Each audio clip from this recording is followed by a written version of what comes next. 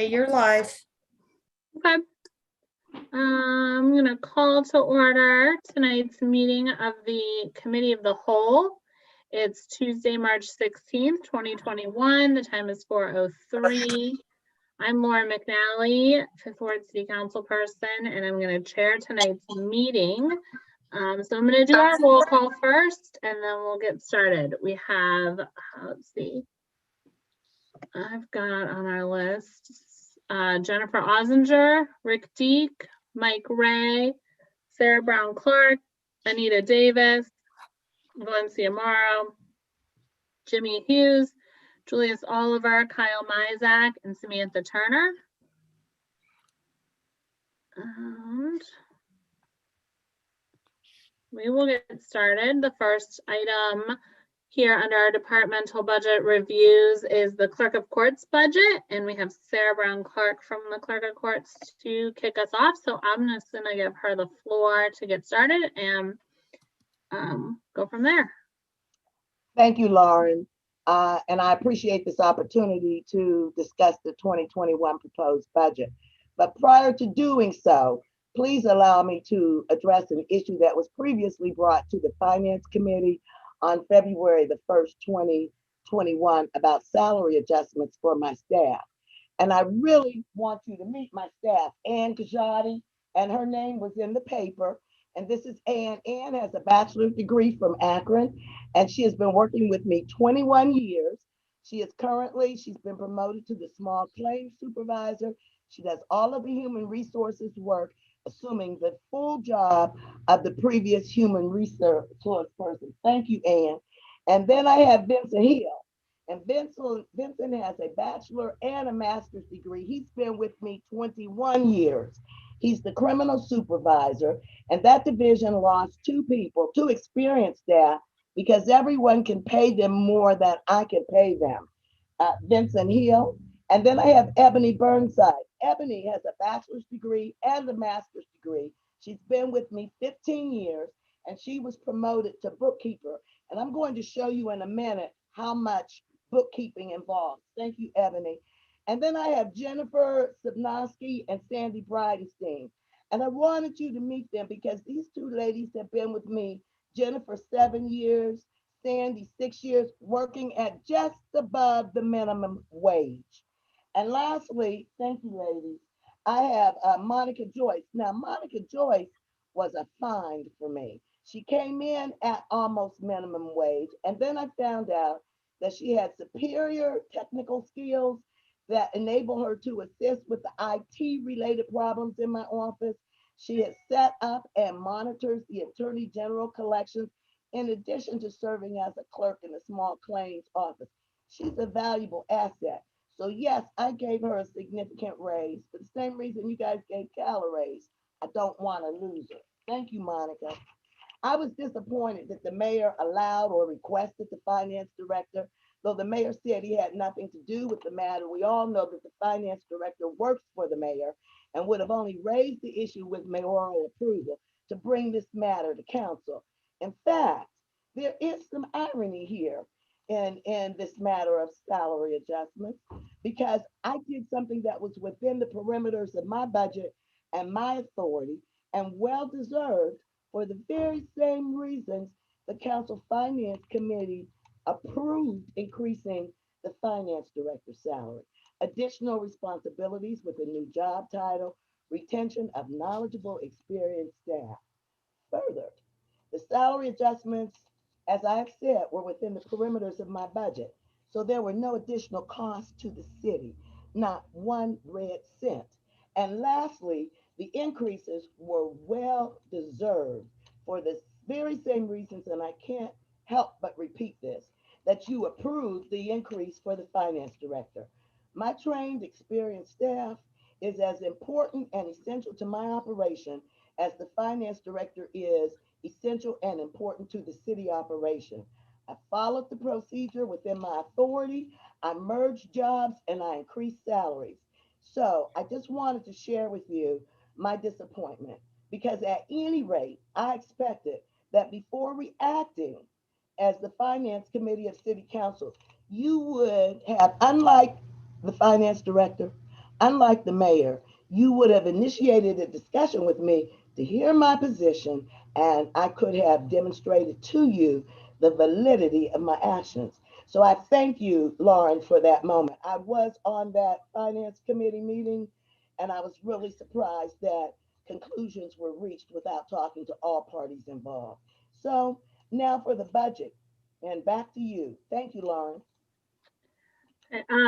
Yeah, if you were on that meeting, you weren't present at the beginning when we did roll call, so I definitely didn't see you on there. You definitely could have spoken up though, if you wanted to talk, but there was no action council was taking, so I don't know that we discussed it much. Well, But I actually, apologize there was if no you were on action. it and we Yeah. didn't see you. So next time, if you know, just speak up if I don't catch you at a finance meeting. And that goes for anybody, which I Well, I hope everyone thank you so knows. much for that, Lauren, but I hesitated because I did not want to have a confrontation. I was shocked that it went down the way that it did. And I thought I would wait until the budget hearing to share with the entire city council, because that was just the committee. Other council people weren't there and they heard nothing but the fallout. Okay. So from there, we can start with your budget, I guess. Here we have what the stuff Kyle provided us. If we want to start with those pages, and then we can talk about the stuff that you provided us with, Sarah. Does that Okay, work? I don't have any objection to the budget that Cal has proposed, and you'll see that in the amended letter that I sent you. I have only one request. So I understand that his budget was based on the fact that we have been operating below capacity, and I only have one issue, and that's Okay. in the amended letter. Okay. So, and that was under your operating services. Yes. You needed to adjust that. And I explained that the adjustment may or may not be required, and Cal and I can discuss it. I don't remember exactly what he did last year, but we don't have the revenue for that. And if we stick with this, we won't. And we currently have the bill from Equifax, which is our maintenance, our computer technology maintenance company. And it's about $35,000. So you need more. So right now you have 45,000 in that line item of operating services. Yes. And you're saying 35 of that's going to go to this company, Yes. and then the remaining 10, does that cover your other expenses or? It's not likely because we pay rental fees for and maintenance fees for a lot of our equipment. And so what I was asking is that you just leave it at the same amount that it was last year, as opposed to reducing it by 3,000. And the finance director may have some other ideas as to how to handle this, and I'm open to that. But that was a red flag for me. Okay. Through the chair, Kyle, was there Sarah, anything you wanted to go Sarah through? typically puts up legislation that we appropriate some of her funds that are in her special fund. That fund being the clerk computerization fund. And we are gonna, if Sarah approves it, we'll probably use $7,000 from that fund. So $7,000 from that fund will cover the portion that isn't gonna be taken out of the general fund, which will then leave her what she normally needs. It's just that we're taking more from that fund this year. Last year we took 5, this year we'll take 7, and that'll leave her the same amount of what she needed for her other operating expenses. And if she has any problem at the end of the year, we will assist in making sure that we provide her with additional funding if she needs it. Okay, thank you. Thank you, Kyle. Kyle, was there anything else on the paperwork that you provided us that you wanted to point out, or we can just go to questions if there's anyone on council who has questions or concerns?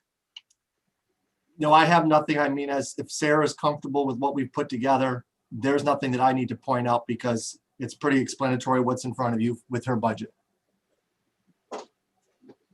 Other questions from council members?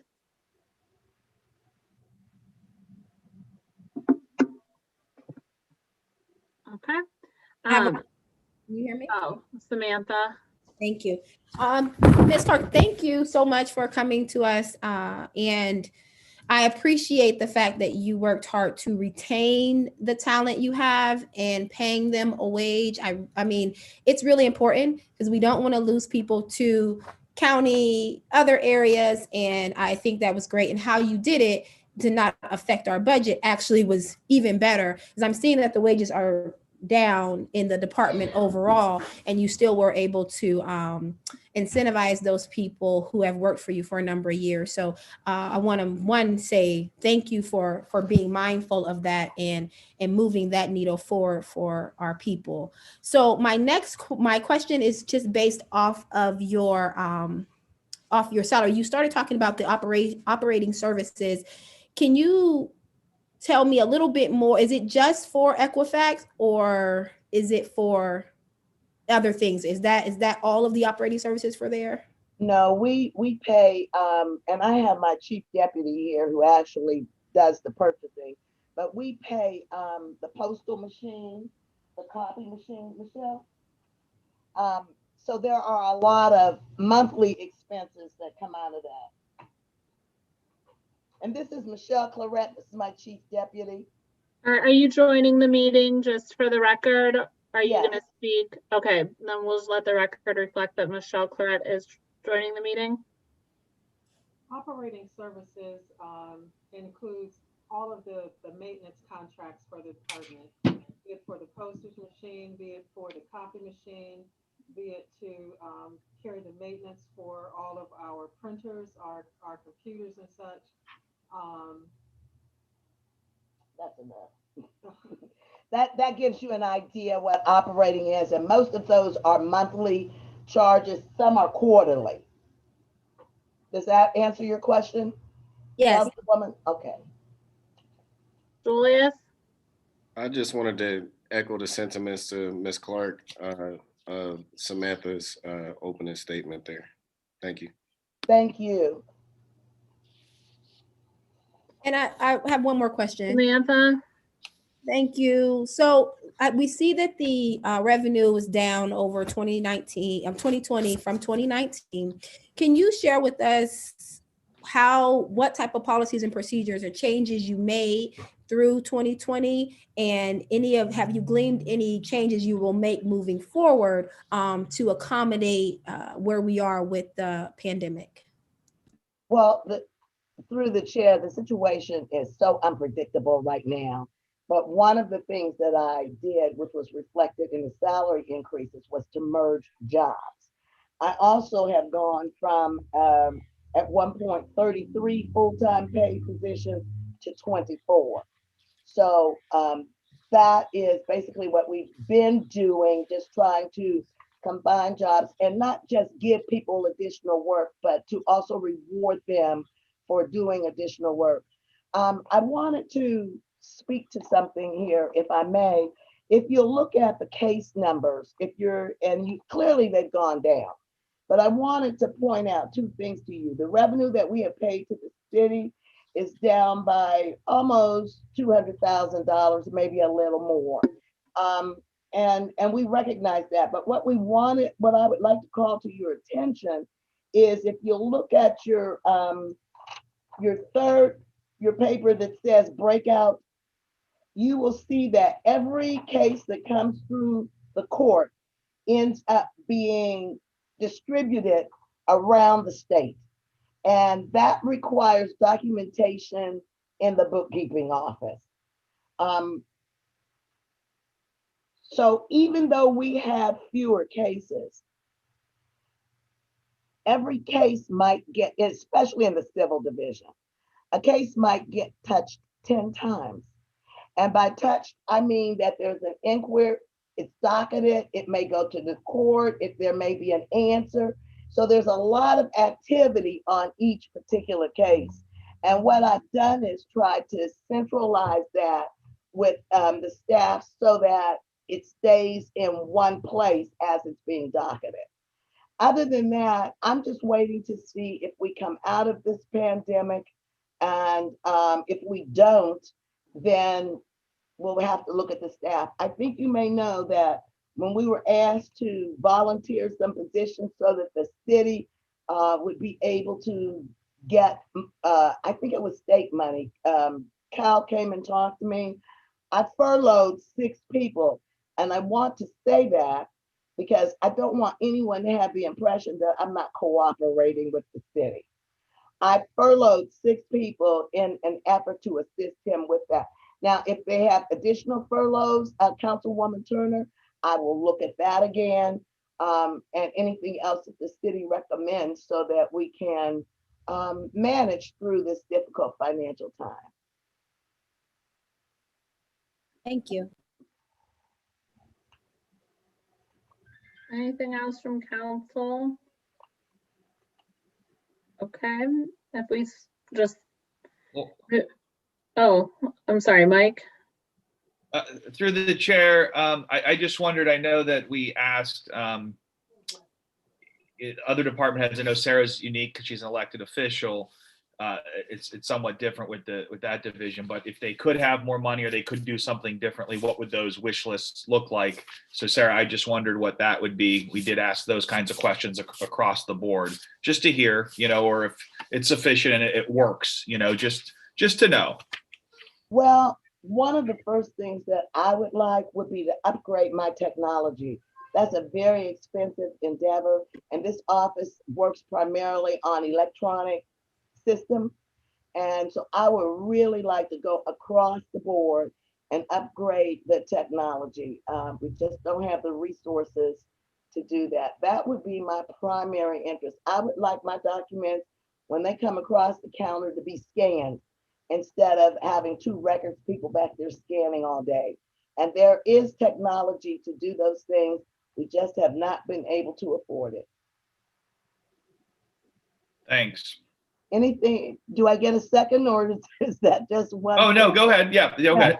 I bought new equipment when I came into office, new chairs and desks for my staff. And I've been in office 22 years.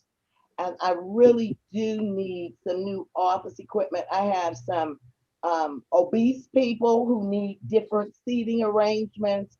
And I would really like to do that, though I have been unable to do it at this point.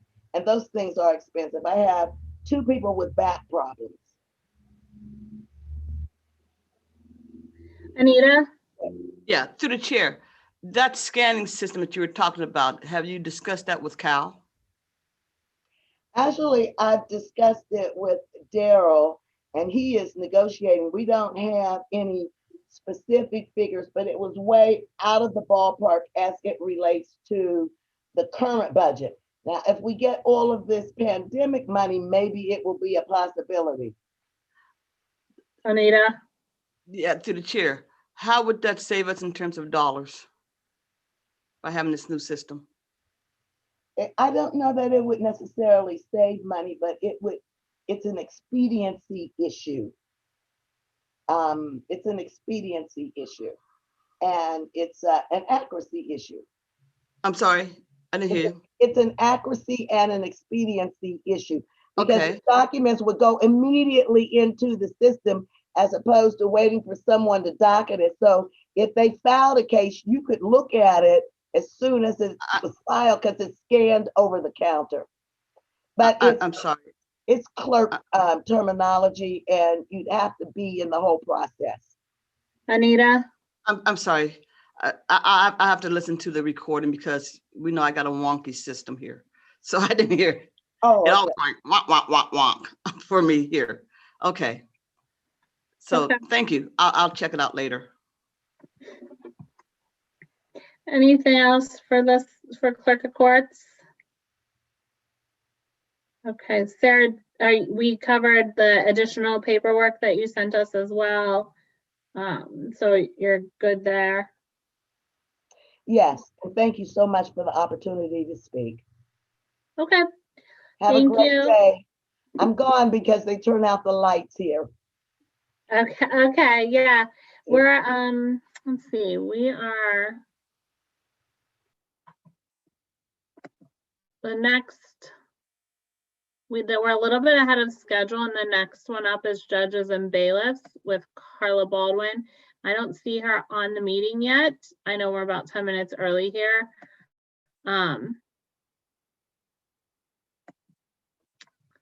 So we have to stick to the schedule, I believe. I don't think we can skip around, right, Valencia? Because I see Chuck on the meeting. Yes, this is your agenda. You can move it as you need to. Oh, okay. Mhm. Do we want to do Chuck, or do we want to wait? Committee. I'd rather just go ahead and keep moving. Okay.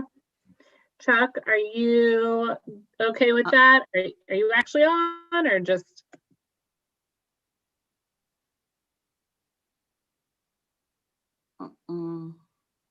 I see him, but maybe he's not paying attention since it wasn't his time. Maybe he just logged in.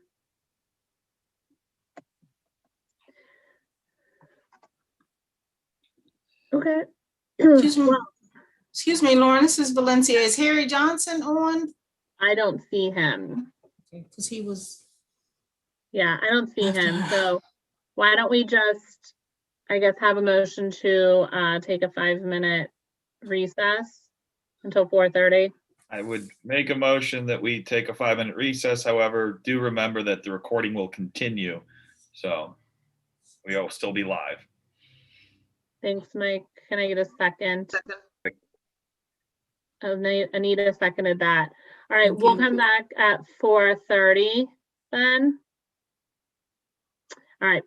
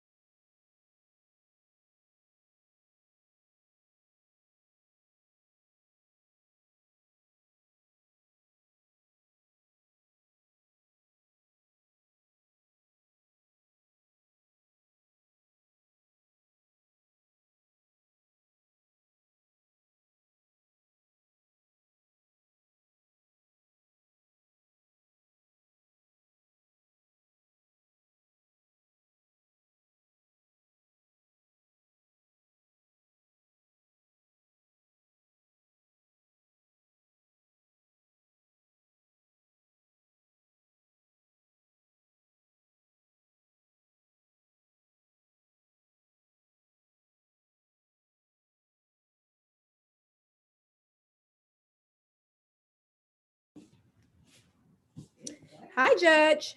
Hello, how are you? How are you? Oh, just peachy. The sun is shining. Yes. Oh, it's so good. It is. I'll take it all day. Hello, Judge.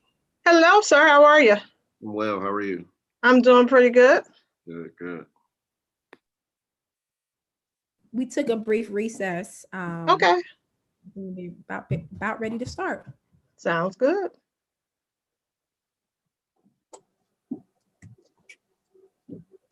Congratulations, by the way. Well, thank you very much, ma'am. How are you? And know what? Don't say I'm anything great. else because my phone is wonky, my computer is wonky, and you sound like the cartoon. Everybody sounds like cartoon characters to me. Like, wah, wah, wah. Wah, wah, wah, wah. Yeah. Very All right. good. It's 4:30 and we have, looks like enough council members, all the council members back. Valencia, are you back? Or Jennifer? Yes. Okay, Mhm. perfect. I didn't want to get started without you. And Carla is here, so I'm gonna call us back to order here, 4:31.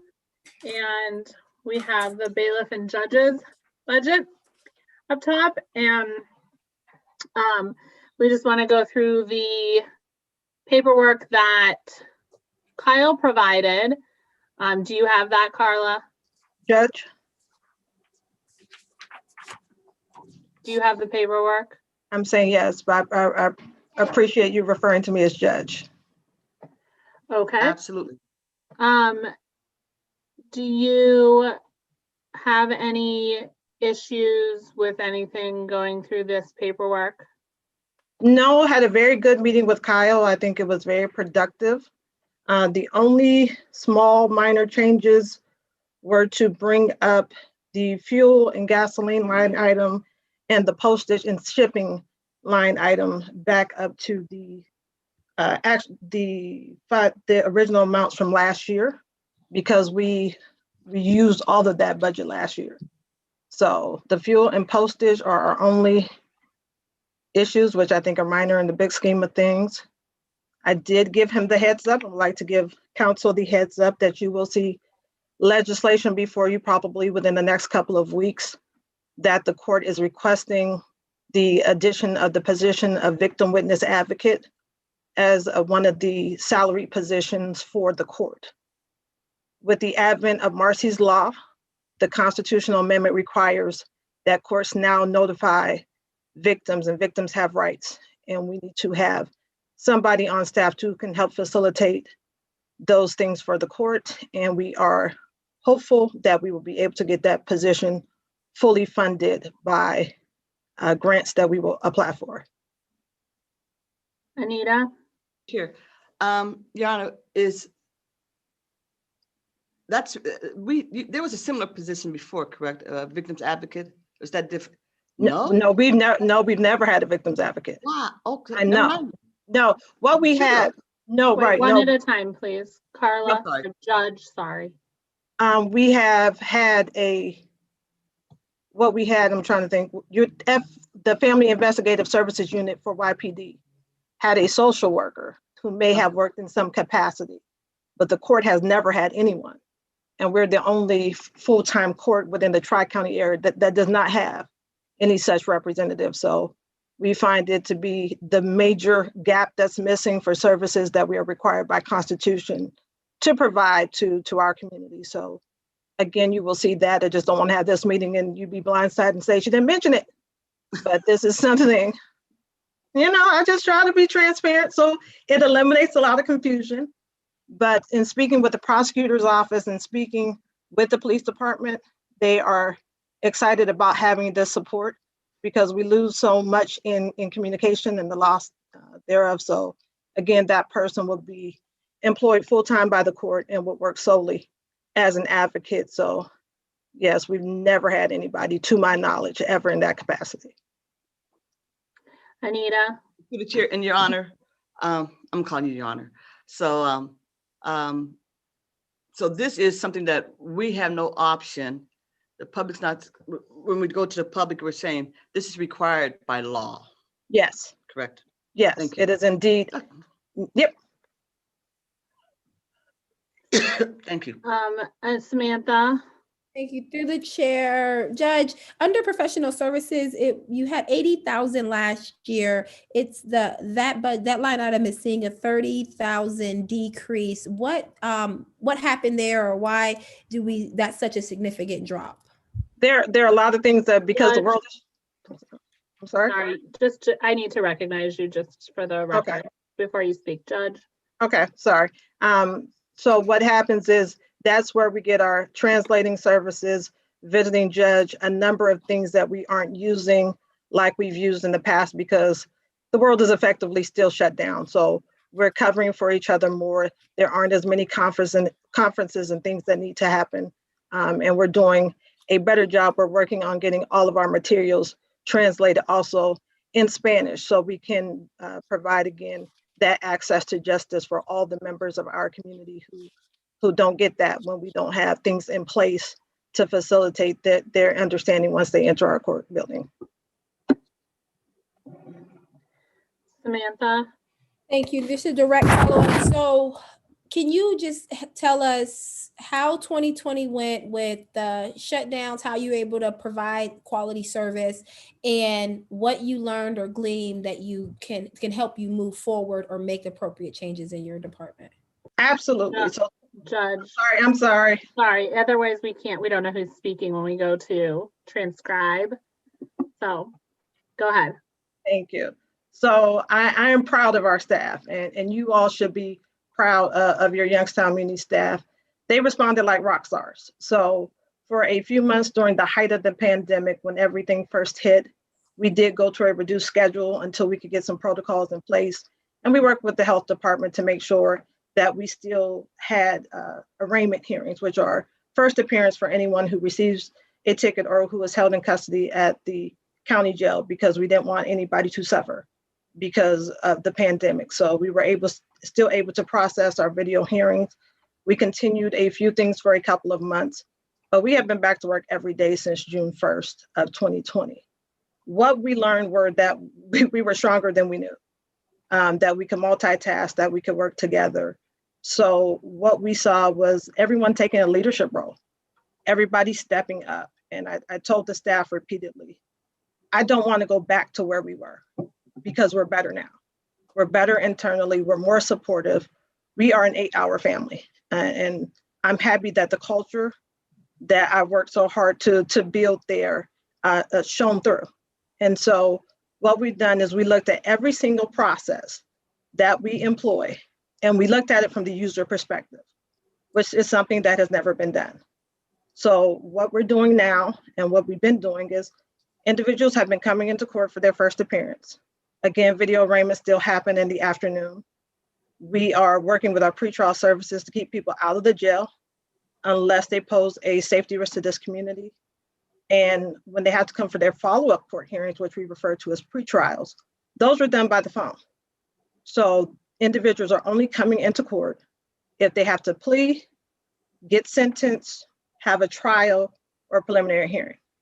And it may not be a big deal, but to the actual user, it's great because they're not taking off of work just to sit in court and have their case reset. So the prosecutors are calling the defendants or calling the defense attorneys. So that's one huge thing we have learned, because again, we're working on access to justice. Staff has started to cross-train. Majority of our staff, thankfully, has been vaccinated. And so COVID showed us where we were weak. And so one of those areas was cross-training. So staff has been meeting by department informally just to talk about processes and how we improve and how we make sure we're better. And so the big things that we recognize were, we do the same thing day in and day out. But what COVID allowed us to do was pause and look to say, is this the most effective way of accomplishing this task? Is this the most effective way to serve our community? Because our true goal is that they don't come back. But since they're here, let's employ all the resources we can to help them so they just, don't have a record, but they have a better life. So I can say that our relationships with our community collaborators have been greatly strengthened. They have been phenomenal And people have been responding well. And you may not think it's a big deal, but that whole kindness piece is huge. That kindness has gone a long way because we were all in the same boat. We're all fighting against this pandemic. And so fears and concerns, the responses were huge. Security has done a great job. Probation has stepped it up and is really working well under new conditions. So we learned a lot and we're working to get better. And so we're learning to do the small things well. So we're kind of going back through the basics now, back to the basics. And again, walking everything through and saying, how does this affect the user? And then we also want to make sure we look at the racial equity and making sure everybody has the same access. Because to not do that in this day and age is a disservice to the community that we serve. So I hope that answered your question, Councilwoman Turner. It did, through the chair. So just to bring it back to the financial questions, can we focus on that a little bit? Did you have a direct follow-up? Do have a direct follow-up. Judge, thank you so much for looking at the humility. And I'm really happy that your team is working and streamlining so that the community is benefiting and our policies and procedures are going well. So just thank you for that. Thank you for that update. And we have asked a couple questions to department heads of letting us know like what your wish list would be if you have unlimited resources. What type of changes would you make in your department? Could you share that with us as well? Judge. Yes. So I would love to have a Spanish-speaking interpreter on staff, even if on a part-time basis. That will be my wish list. And I will tell you one thing from the financial perspective. Our court has received so many grants in 2020 that I would be remiss if I did not comment on the fact that our Veterans Court is federally funded by a BJA grant. Our Drug Court is federally funded by a BJA grant. We are the recipients of a $75,000 grant from Drug Court through the state of Ohio, through the Ohio Mental Health Association. We've received, I believe, $60,000 in technology grants in 2020 from the Ohio Supreme Court. Judge DeSalvo was just certified as a specialized docket, or will be, and she too is eligible for $75,000 grant from the Ohio Department of Mental Health. So having a Spanish-speaking interpreter would be huge. And I would love to see, as we look at long-term planning, to be able to provide some solid paid internships so that we can get younger people in, get them aware, and hopefully either eventually hire them on as people start to retire off, or give them good experience as to go out and to go into the workforce. So my wish list. Mike? Through the chair, Judge Baldwin, are there services that we normally contract with for interpreters, or we just have a gap there right now that you'd like to fill? What do we currently do? Judge? So what we currently do, if anybody comes into court, we try to communicate with them the best we can. But for follow-up hearings, then we have to coordinate with an interpreter that is approved and certified by the Ohio Supreme Court. So there's always a scheduling issue, but it's that gap with that first appearance. And that's where it's heartbreaking, because somebody's coming into court, they're showing up, and they don't know what's going on. And so it is really my heart and concern, to make sure we address that. So it's handled, and we do have a language line that we can call, but it's just time consuming, and there's still sometimes a gap there. So that's how we handle it now, Councilman Ray. And as a follow-up, Judge, so they do have to have a certification. You just couldn't grab and say, hey, the secretary, she speaks Spanish, and let her, you have to do it through this correct process, right? Judge? Yes, that is correct. Okay, thank you. You're welcome. Anita? Through the chair, Your Honor. So with the telephone calling system, and sorry, it did kind of fade out. I didn't hear. Is that going to be permanent with the PreTrials through phone? What? what we're trying to do is do a survey to see how that's working from all parties. If it's Mhm. something that we can continue, that's something that does have the possibility to continue. And as a follow-up, do you Good, think that's Anita. gonna, yes, thank you. Do you think that's gonna end up resulting in any kind of dollar savings? Or is it a better justice service that we're getting from there? Judge, I think it's that access to justice piece. I think it serves better because have a better chance of keeping people employed and saving them the time of parking fees, of getting babysitters. So I think it's the user, they see the savings, which is a primary concern for us at this point. Okay. All right, thank you. is the position that you just spoke about at the beginning of the meeting, is that currently in here, there's a little bit of an increase under your wages? Is that what that is? Or is that still to come? Kyle, did you build that in? Through the chair, no, that position is not funded.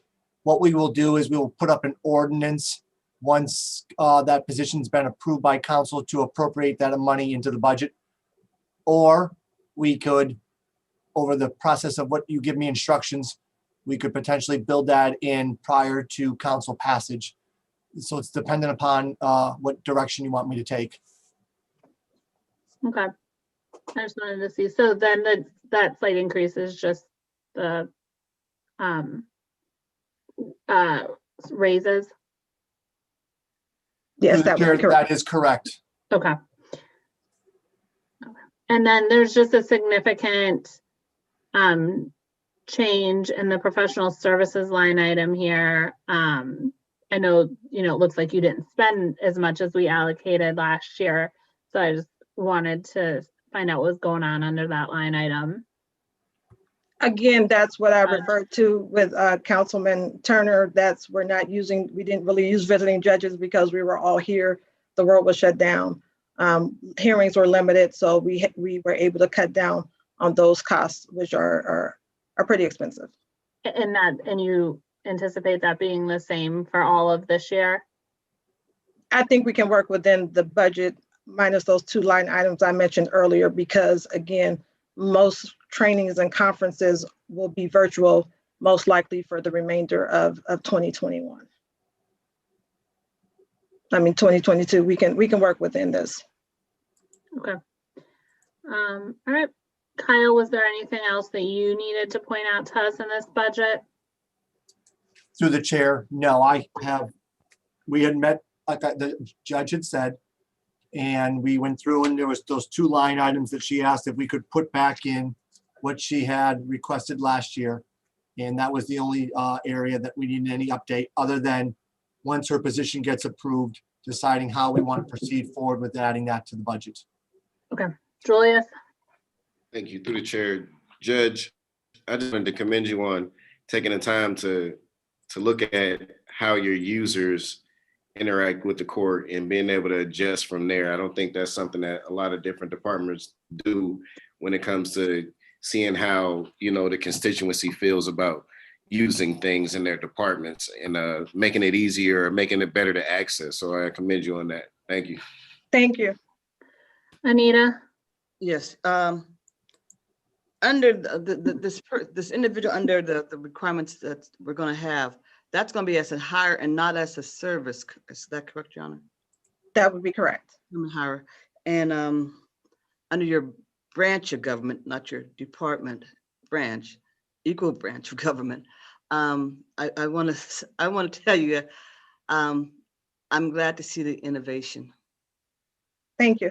It is really refreshing that you're doing this. Thank you. Thank you. Even though you're a troublemaker. Good trouble. You're good trouble. Good trouble. Are there any other questions on the budget? Okay. Thank you, Judge, for joining us. It looks like we're good with yours then at this point. All right. Thank you all. Have a wonderful evening. Okay. Up next is the water department. and Harry's not here because we are 10 minutes ahead of schedule. We can try Chuck again if he's here and do his first. Chuck? Through the chair, I can try calling him real quick if you want me to. Sure.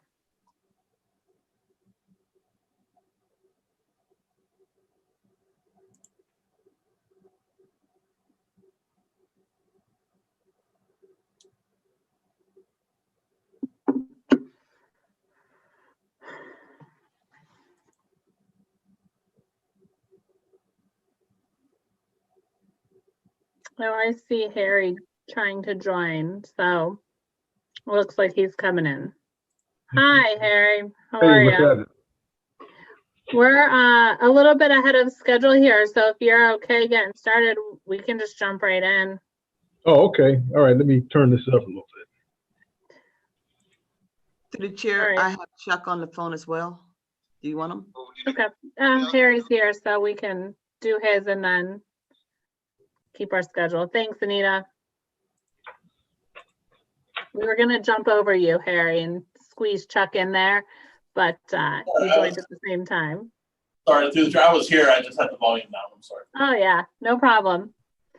Is Just Harry trying to make the best, most efficient time here. But yeah, Harry joined, so we're gonna do him and then come back to you. Okay, Chuck? Okay. Water Department Fund. That's the big one. Kyle, do you want to take us through it, of what you provided us, or do you want Harry to take us through it, or how do you want to handle this one? Are you muted yourself? Through the chair, I'll just give a quick overview and then let Harry take it. I'll just tell you what I, in essence, presented to you so that Harry can address it. Okay. So similar to, through the chair, similar to how we had in the initial kickoff meeting, when we talked about the general government funds, I had provided all of you with a roll-up page for each of the funds.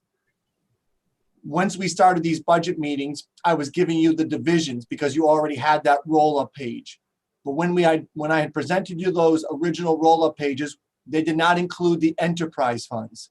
So the first page of each of the two packets tonight is the total roll-up of the costs that are then broken down by division behind that. So that is what that front page is for both water and wastewater. So if you have questions at the end, meaning why some of these numbers look the way they do, they're going to be explained as Harry addresses them through the division, different budget line items. And then that is what the roll-up total amounts to for that particular fund for the budget for 2021. Okay. So then if we go down, then we can start with water construction division, right? Would that be appropriate? Yeah, that's fine. Okay. Yeah. So under here, does anybody have questions about what we're looking at for water construction division? And I can give a quick overview as to what this particular department, what it entails and what the numbers mean, because this is the big one. And this is where we put the monies for various projects that we do for the year. And you can see that the number really didn't change from the previous year. We put about the 2.4 the previous year. We put 2.5 this year. The major projects we have this year is of course, Front Street. That's going to cost us about $1 million. We have the Eddie Roy Hazel project. Right now, it's estimated it's going to cost about 1.2.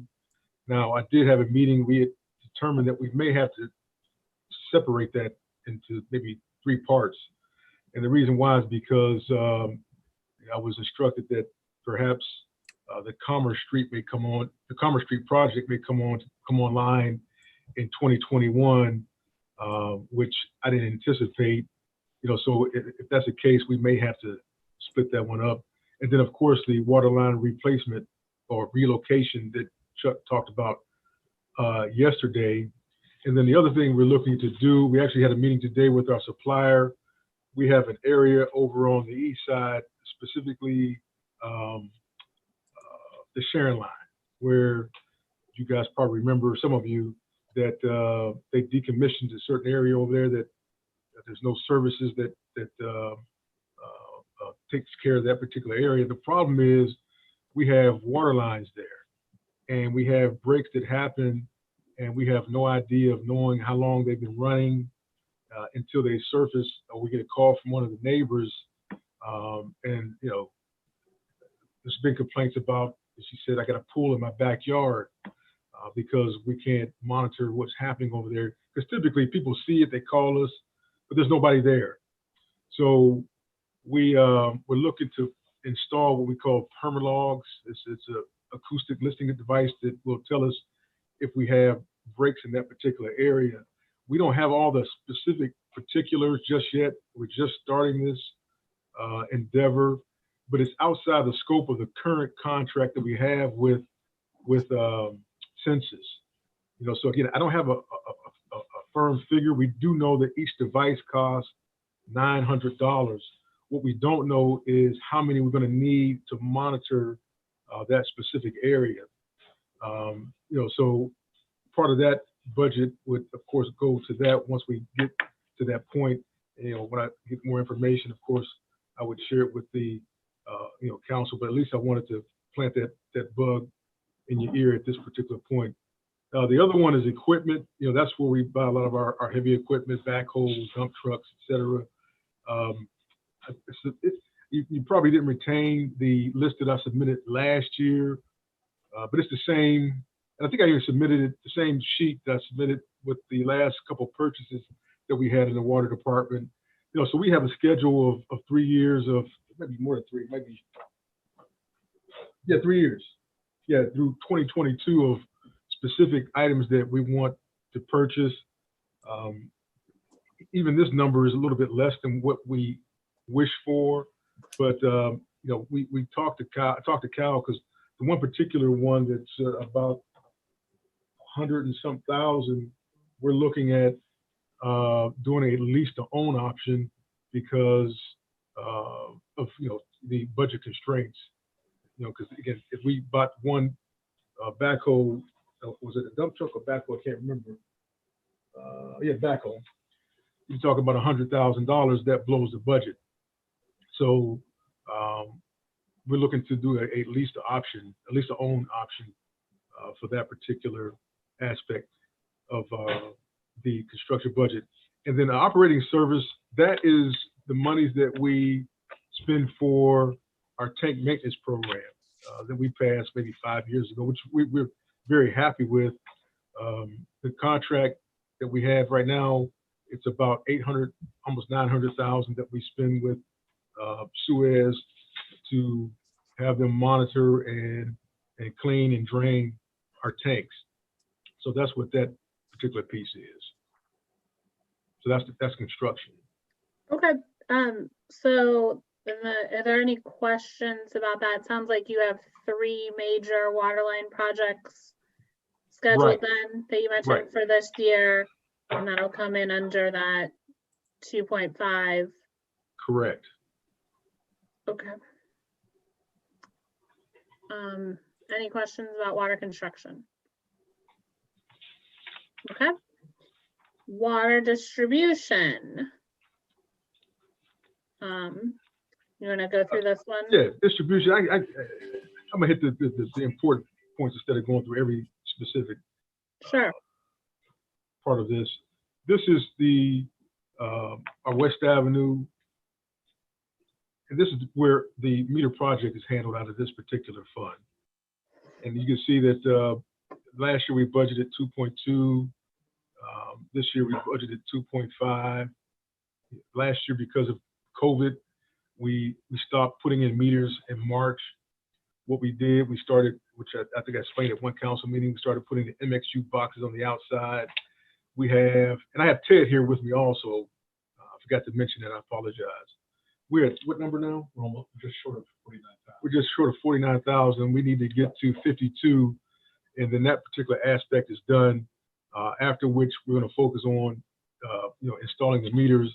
We're at 23,000 and some change. Again, we need to get to 52. That number right there represents what we need to purchase in the way of supplies to make that happen in the next couple of years.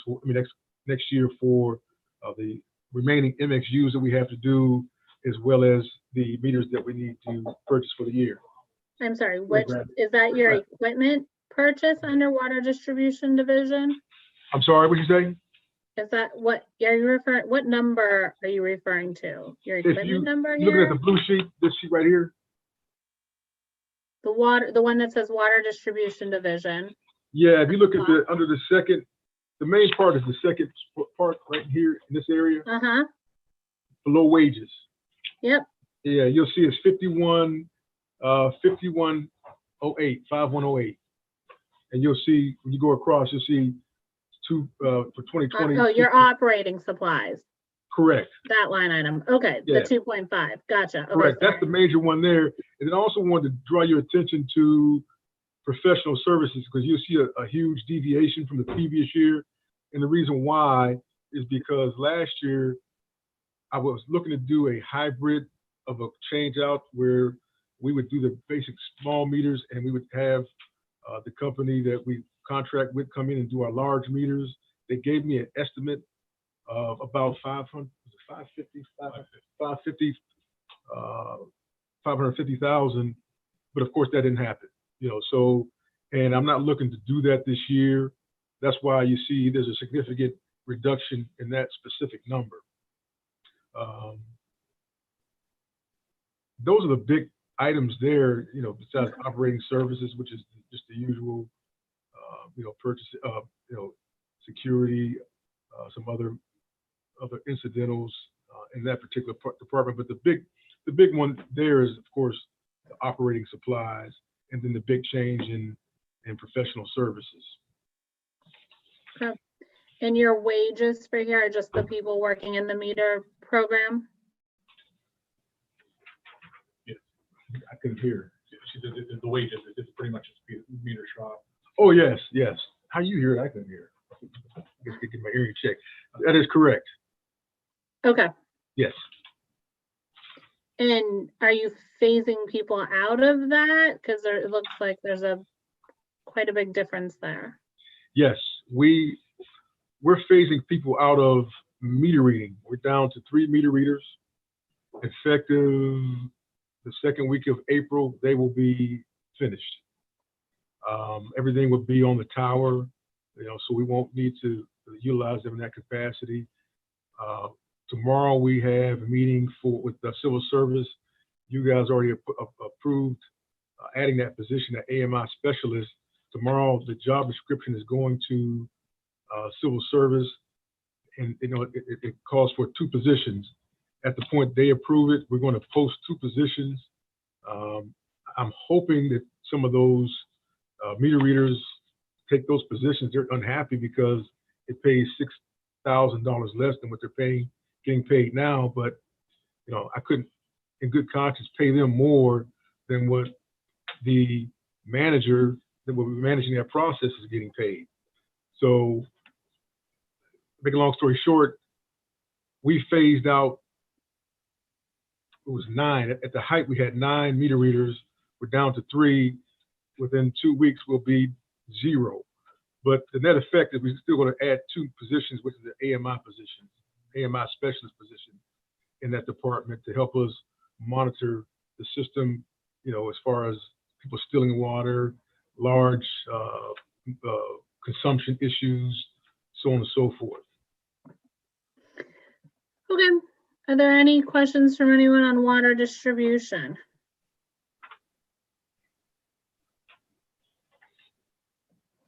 Okay.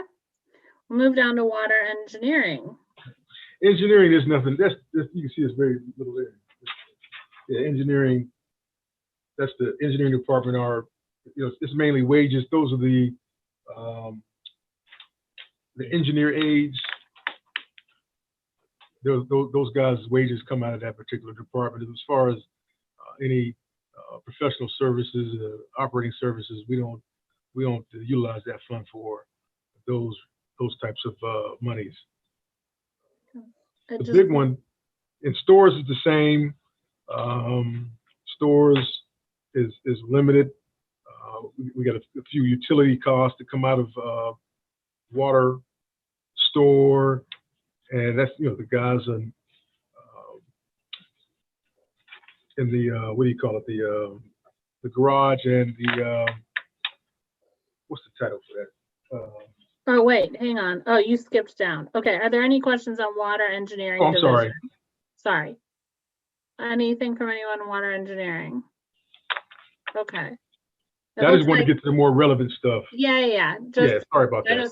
just try to keep us slightly mixed, because since we're not all necessarily looking at the things the same way, being Yeah, like- online here.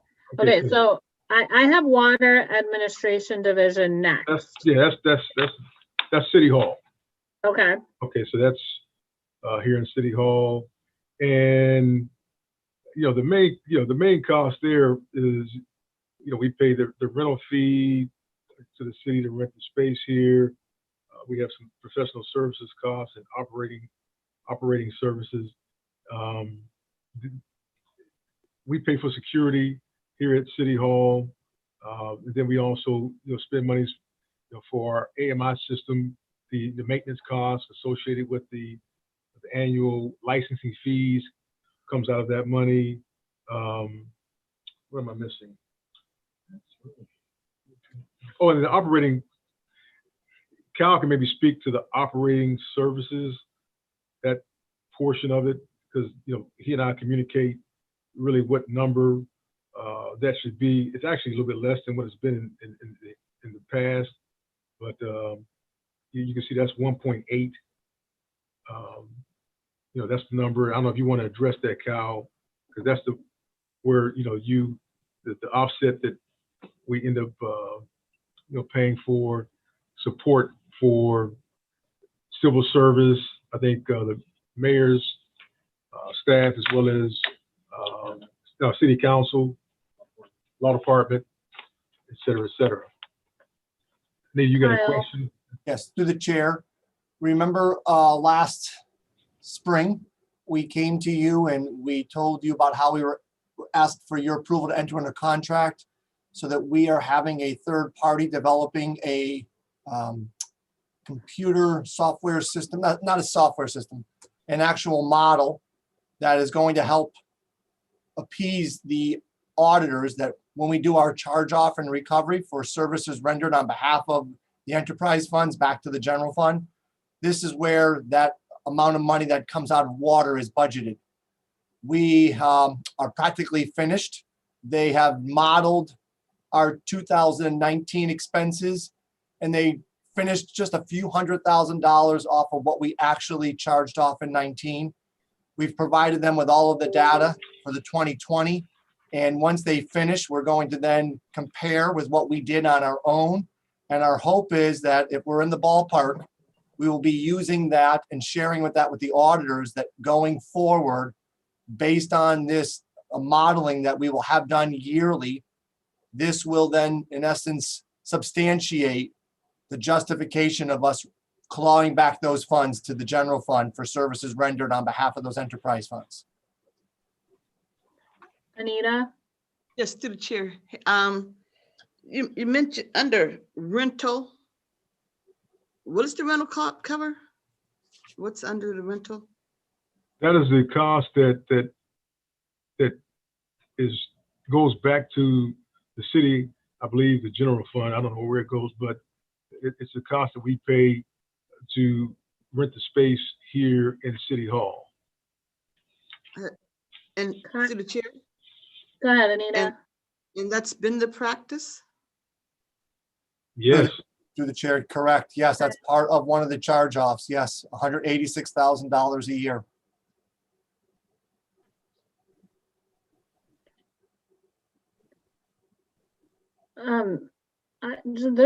There's just out of curiosity, because there's a lot of differentiations here this year, like your wages under this line item.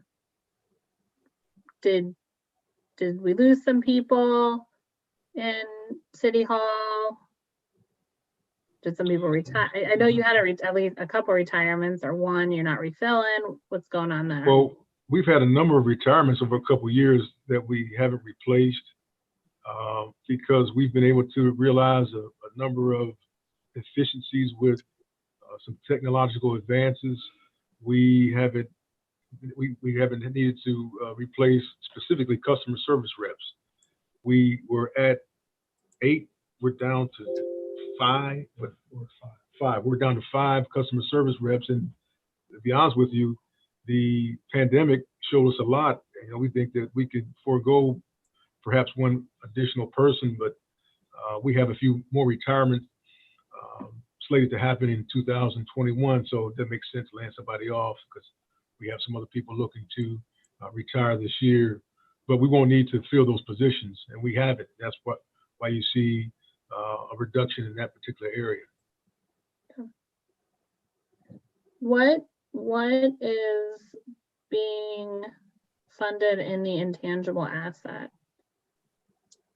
Through the chair, Cal can answer that one. Kyle?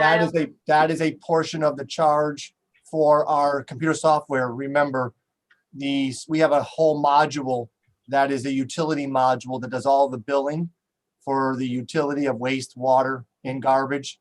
So that is their portion, and it's allocated based on the auditor's requirement of how the software is used.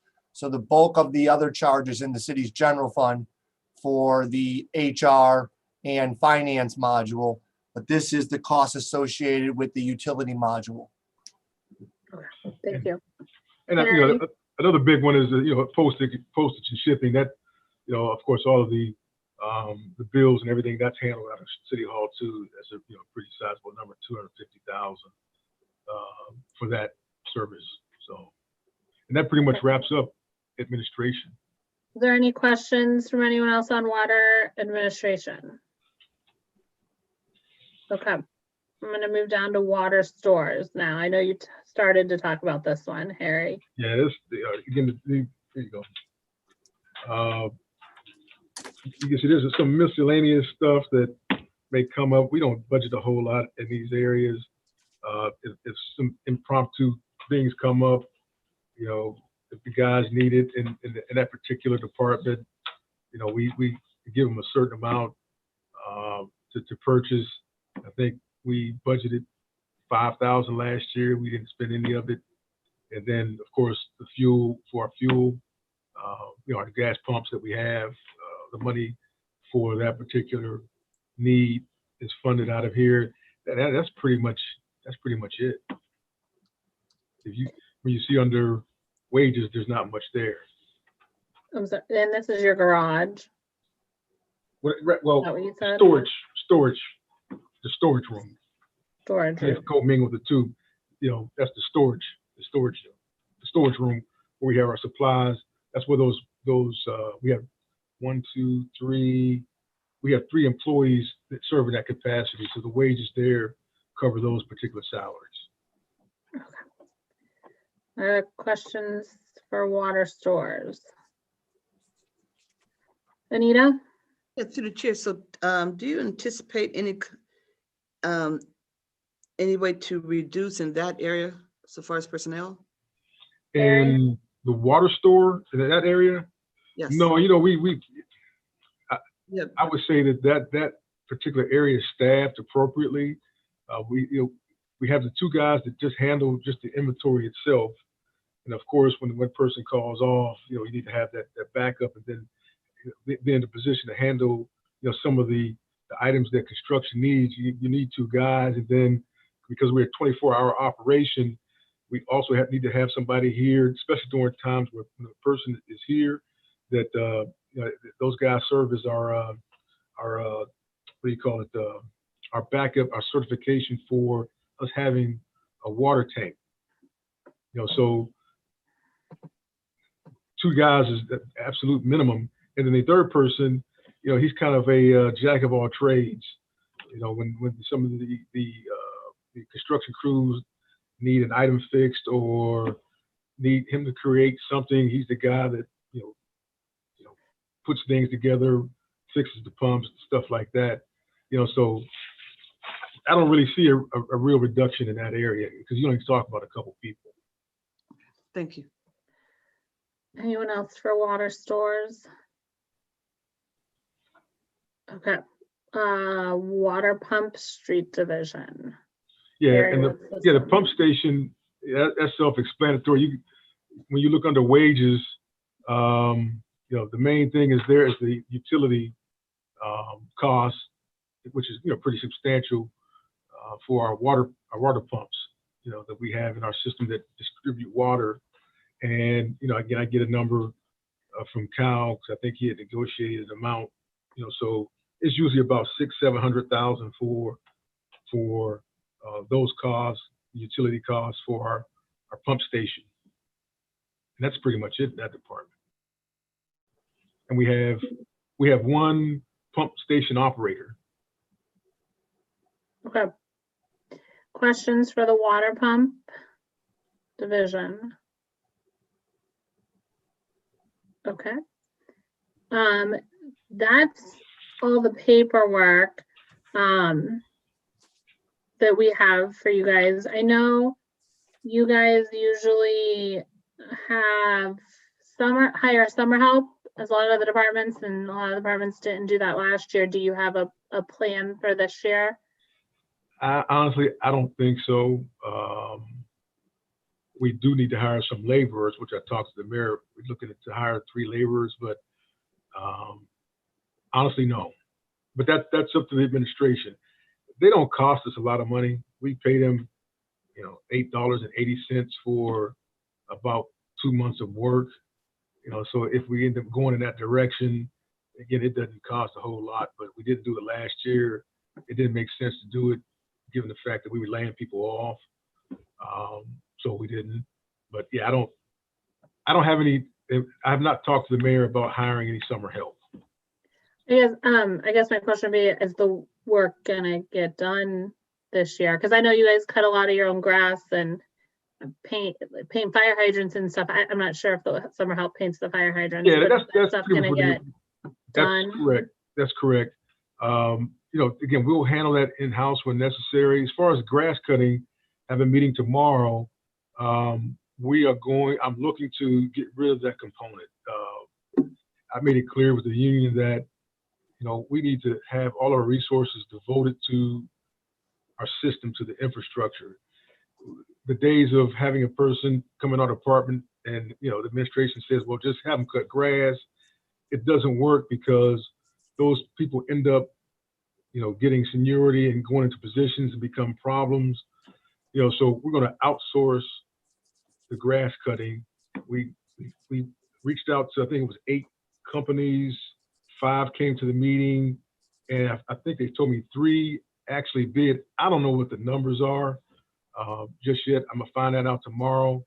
But if a person doesn't have the skill set, work ethic to work in our infrastructure, honestly, we just really don't have a place for them in the department. We just can't be putting people in positions here, paying them a premium just to cut grass and spread mulch. Samantha? Thank you. Through the chair. First, I wanted to say thank you for modernizing and adapting to the times and right-sizing the department to be efficient. I really appreciate that. And I think that will take our city a long way. Hang on, Kyle, I'm gonna mute you. Take our city a long way with the efforts that you're making. A question I have kind of overall is, in 2020, we had a lot of changes. You had to do a lot of adapting. Can you share with us what you did, what that procedure looked like, and what you learned and what you can take into 2021, or what best practices you want to take into 2021 from your 2020 COVID experience? That's a good question. Tough one too. Well, from a management perspective, I learned who I could count on, who I can't count on. It's just par for the course. We learned that we can do more with less. We were in a position where I want to give this man credit, because during that whole process, I don't think it was maybe 2 days, no more than 2, where we weren't here, when we worked from home. We were here the hell did I just do? We just lost your video. Oh, I'm sorry. Yeah. Did you hear me say that when I made that comment? I apologize. Yeah, we did. I'm sorry. But he was here every day. I appreciate that. It was only 2 days when we weren't here. We were here every day during that, and it was challenging. But we found out real quick that we didn't necessarily need as many of the customer service reps. Our e-commerce business is now, out of $6 million a month, is up to, on average, and we have the data to reprove it now, is up to 85%. So 85% of our revenue that comes to this department, that not only comes for water, it's also wastewater and sanitation, comes through us through online digital activity. 15% of it comes, via the mail, people walking in. So from that perspective, we don't need as many people. So that is something that we learned, and then we were forced to be a little bit nimble and make some changes real quick. I credit the management team. They hunkered down and worked with me to get things done, especially when we had skeleton crews during that period. As far as going forward, we're going to continue. Now that we know, we're going to continue to try to be as efficient as we can moving forward. So, did I miss anything? You want to add anything? Well, one thing we're looking into as well is customer signups. Oh yeah. And I did budget for that. Yes. We're looking at, I'm glad Ted was here. We were doing business with customers online. It was tough. It was a little, I don't want to say sloppy, but a little rigid. We looked at a company that will offer that, where it'd be a little bit more seamless. The preliminary numbers they gave us was about 100,000. I did put it in my budget. We haven't made a decision, but it's going to allow for us to be even that much more efficient with people not having to come down here to sign up for service. They can do it all online versus having to come to City Hall to sign up for service. Anything else? No, really, because of, Where did you put, Harry? Where did you budget for that under? And under water, was it professional service? Yeah, professional services under water, the water administration.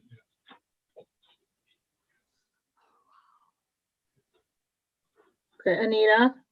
The chair, my first question is it's about the people coming in to pay their bills and so forth. Is there an outside drop box where people can just after hours just stick the envelope in a mailbox? No, and we have a drop box outside of City Hall. We get maybe 1 or 2 a week. It is. I wouldn't advocate putting one outside. And I don't know, we don't get a lot of activity that way, especially when we had 85% of it coming through e-commerce, and then we opened up to allow people to come into the building, and we haven't got any complaints with what we've been offering while we're going through this whole COVID crisis. Okay, to the chair, but on when it's paid through electronically, is there and there's no fee? No fees. No extra fees. Not to the customer. Not to the we pay. They don't pay. Okay.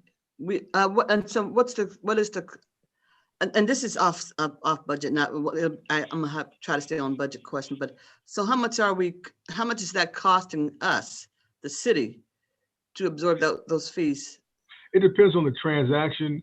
I know one transaction is like 10 cents, and then the credit card transactions of that comes out to about 12,000 a month. Okay, so it comes out to about 12,000 a month for the credit card activity that we take in right now. And you know, we made a change. What was it, about 2 years ago, 3 years ago? Yeah. We changed. We were getting hosed by our provider. They weren't giving us the government rate, and we found out. And we went to him and said, you know, hey, you got to do something about this. And that ended up saving us 30%, 40%. I'm sorry, 40%. You know, so we stay on top of that kind of stuff. Thank you. Yes, ma'am. Okay. Any other questions for water in general? Okay. Okay.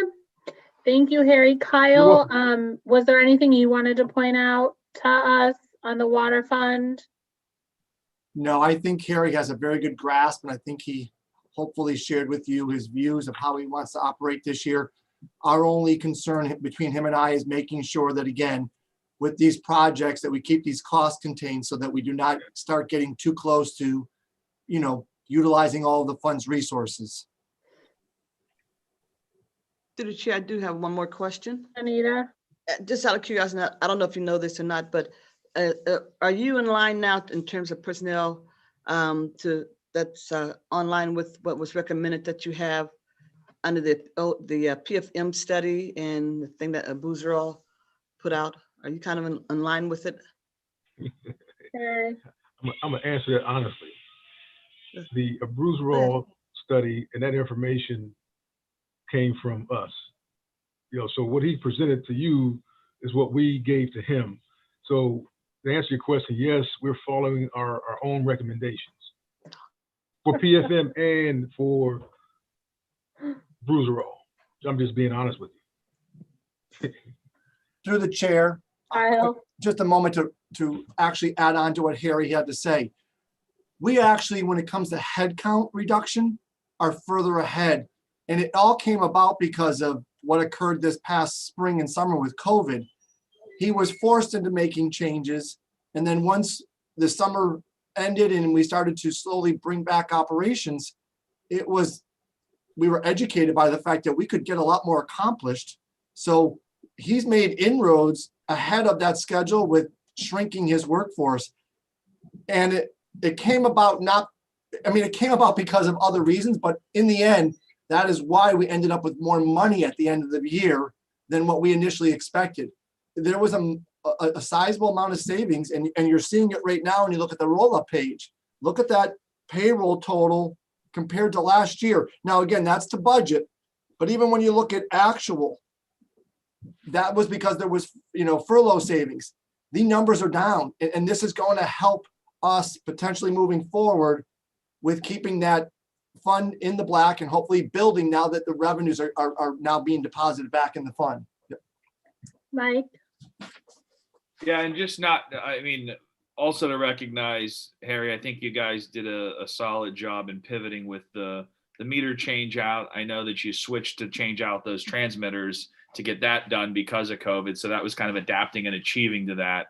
I know that project's kind of been more than we probably wanted it. And it's carried on longer, but that was an opportunity. We can't go in houses. What can we do from outside to keep that on track and get that component done? So good work there. Thank you. Appreciate it. I'll let the team know. Thank you. Okay.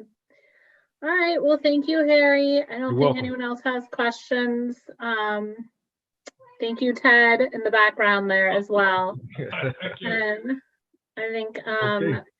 have a good rest of your night. We're All going right. to move on to I'll see you guys wastewater. tomorrow. Bye. Thank you. Chuck, looks like you are here with a team. Good. Through the chair, how are you? Good. Yeah, How are you? and I think we got Abby here with us. Abby and I'm sorry, I can't see. Who else? Lisa. Well, you broke up. I'm sorry. Jean Lisa, sorry. Jean, okay. You guys are so far away. I can't see Abby or Jean. Okay, so Abby Beniston for the record and Jean Leeson for the record are both on the meeting now. Are you guys using the drone to film this? No, we're from the. No, we're up on. This is our monitor. You need like a zoom in action. Yeah, we did. I remember the Public Works Conference reviews look like? Oh, okay. It looks, yeah. All right. All right, so wastewater fund. We can do the same thing we just did with the water fund. Kyle, you're presenting it the same way. I assume here the first page here is that roll up, and then we'll go division by division. That was the plan. Yes. Okay, so then we'll start under wastewater maintenance division, Chuck, page 2 of what you guys should have. And sewer, it says sewer maintenance and rehab. Everyone there? And is there anything, Chuck, that you want to point out with this budget, with this particular page? There's nothing in particular I want to, I mean, what this pays for all of the repairs and maintenance of the collection system. The sewers, sewers itself. Questions from council on this page? Okay. This is, I'm sorry, you said this is for the repairs? Yes, this is repairs and sewer maintenance and repair, Okay, the collection system. Outside the plant, right. not including the pump stations. Chair, just a point of clarity. Samantha? When wastewater maintenance division, you said? Correct, wastewater maintenance division, so it'd be page 2 of what Kyle gave us. And it says sewer maintenance and rehab. It looks like you have it looks like you're decreasing kind of significantly under your infrastructure line item and your operating supply line item and your wages. I know we were doing a lot of these repairs in-house. Are we changing anything? Are you anticipating less this year? No, I don't, we are, the infrastructure goes down just depending upon what's going on outside of the. Through the chair, hold on a second. Chuck, through the Kyle. chair. When we do infrastructure for wastewater, we budget for it and then we have to move it to a project. So it doesn't get tracked under the infrastructure. It actually goes into a project where there's a line item below because the assets have to sometimes, because some of it's being done between water and waste, we ask you for the budget and then I make a transfer down to the project line and then we have individual projects that we track it so that we can then put the assets on the book.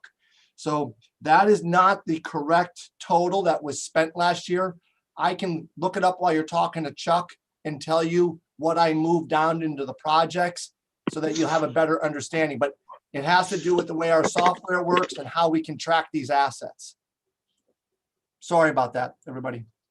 Okay, yeah. I just know that, I guess in general, right, sewer maintenance and rehab always seems to be a continuing thorn in our back, or a thorn in our side, I guess is the phrase. So I just want to make sure oops, I'm echoing there.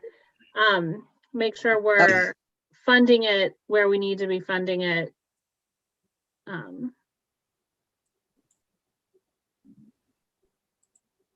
mean, are we planning on doing less maintenance this coming year than we did last year? No, that has nothing to do with that. This is, Okay. I mean, to keep in mind, don't forget, we had the Marshall Street, a portion of the Marshall Street repair last year, which was significant. Okay. We don't plan on having that. If that happens, it's not something we want to do, but there's no planned project like that. So we have the planned projects we have are budgeted. Okay.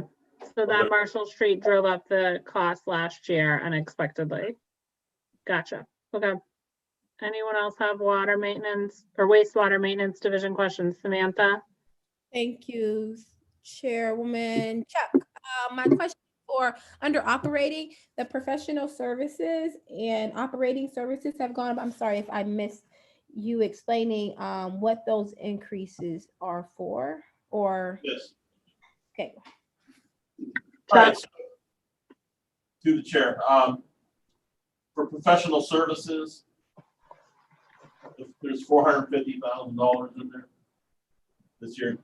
That is for overflow 6057, regulating chamber 104. It's gone through legislation, you guys. That's a project that we have budgeted for finishing up our engineering fees and inspection services.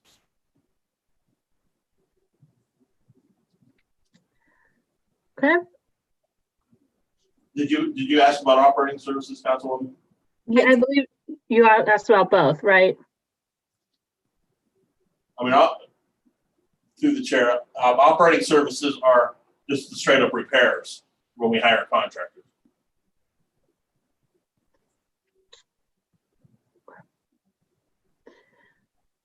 Okay, any other questions here?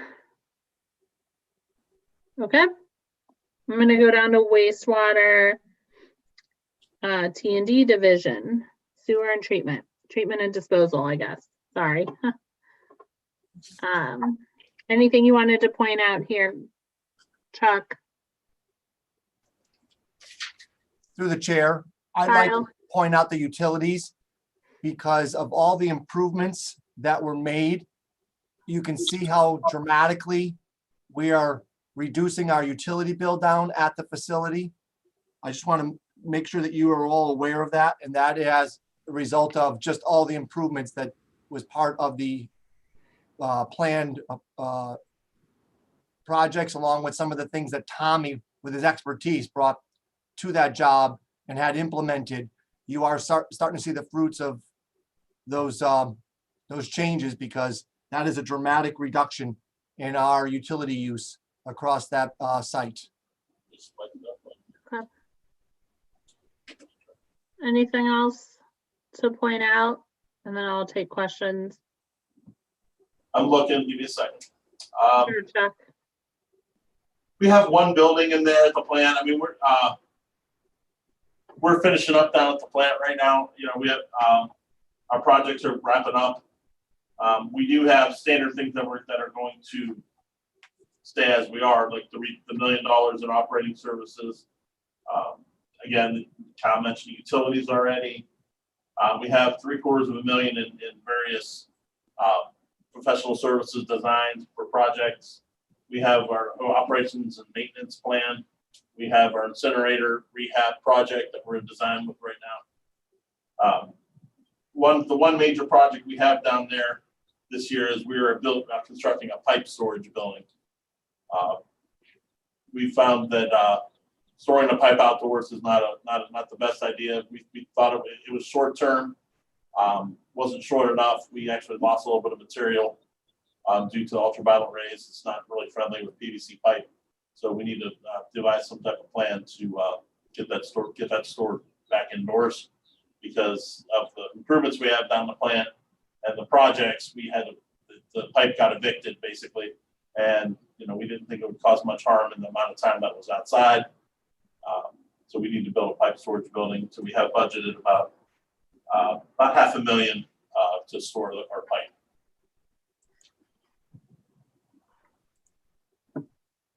We also have an improvement under infrastructure of $125,000 for some improvements to our grid storage building, grid building. We have some concrete structural repairs that we have to make in that building. Those are the two main items under the wastewater treatment plan. We also have it for equipment. We have a plow truck to service the plant. Okay. Other questions from anyone on council for treatment and disposal division? Samantha? Thank you. So Chuck, I hear you have your wages. I see your wages are decreasing, but your overtime is increasing. Are you just making sure that you're covered and you're short on like staff, or why are we seeing that increase in overtime there? Okay, so we have oh,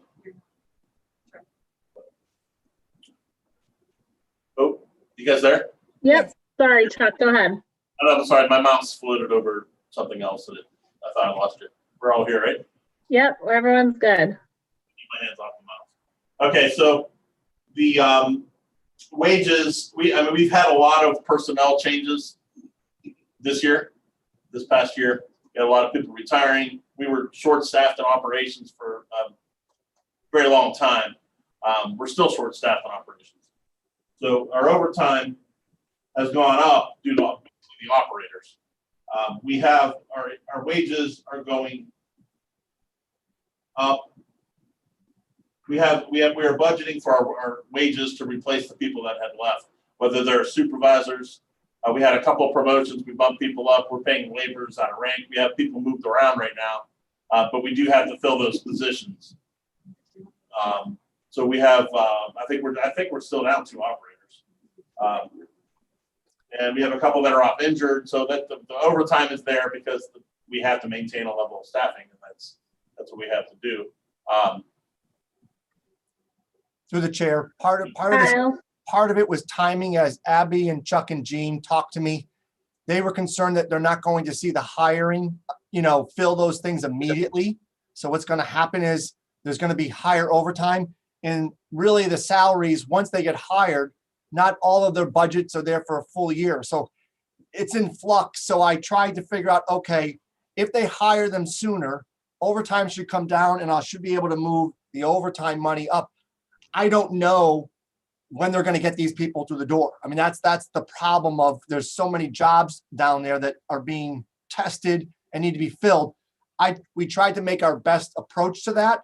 So really look at it between the 2 lines together, and roughly it's a $60,000 decline versus last year's budget. But when we finally get these people on, salaries are going to go up next year and overtime should come down, but it's actually going to be greater because now we're going to have the salaries for the whole year. So it's just trying to figure out how to put that on paper and give you the authority to give us the ability to spend it. And it's a shot in the dark just because of the timing of so many job changes. And Councilwoman Turner, I understand the concern and the questions about it. It's a great question. But I can assure you, a lot of also it had to do with our new treatment processes at the plant as they're coming online.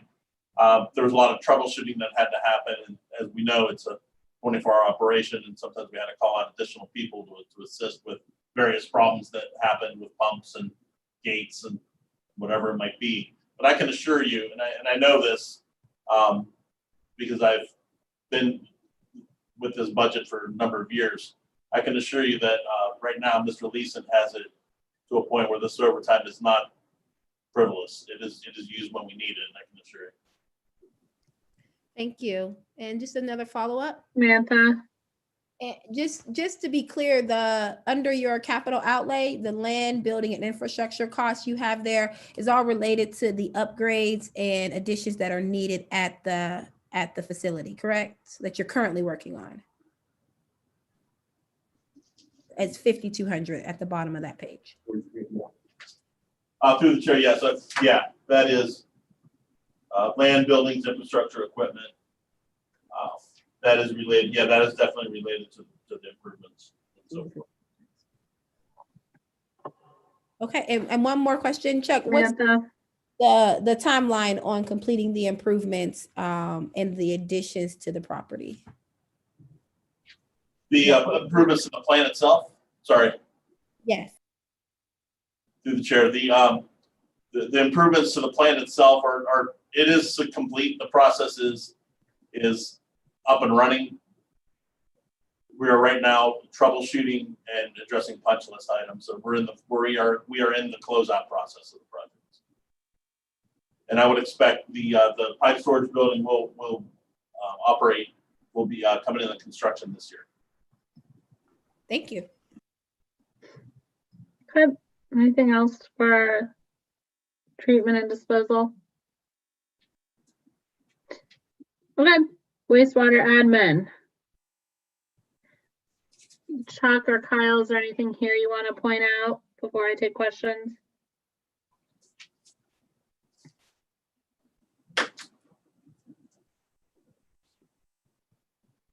Okay.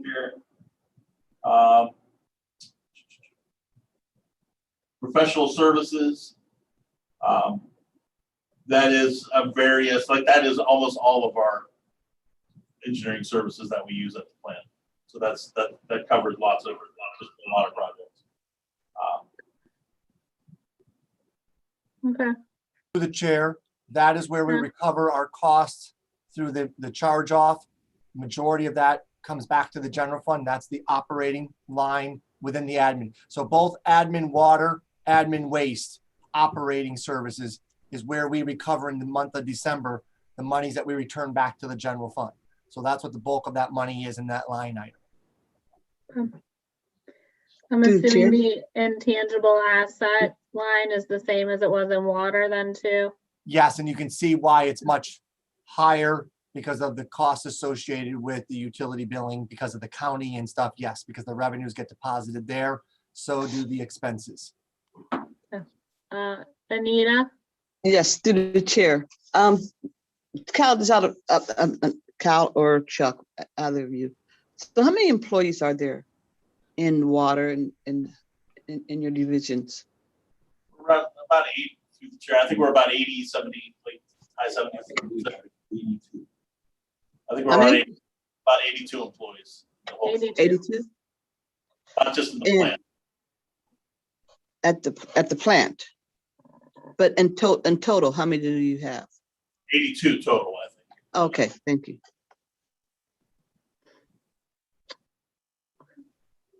Any other questions for the admin division here? Okay. Pump division?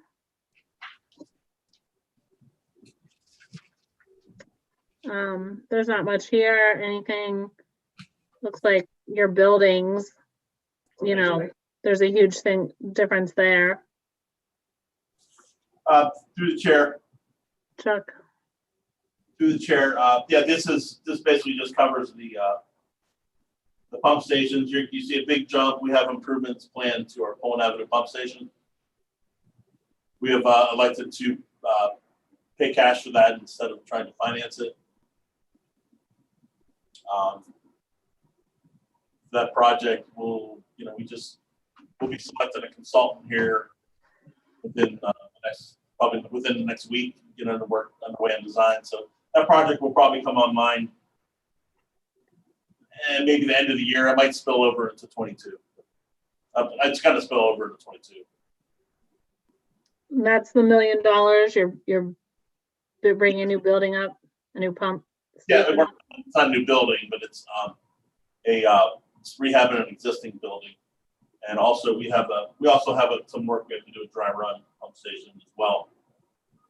Okay, So there's a little bit extra money in for that. Through the chair, Kyle. if you turn back to the first summary page, Mm-hmm.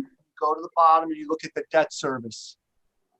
One of the reasons why Chuck and the team decided to pay cash was because, as you can see, if you come down 2/3 of the page and you see that 5 million and that roughly 1.9 million, look at the difference between the far left, what we paid last year, and what we're going to pay this year.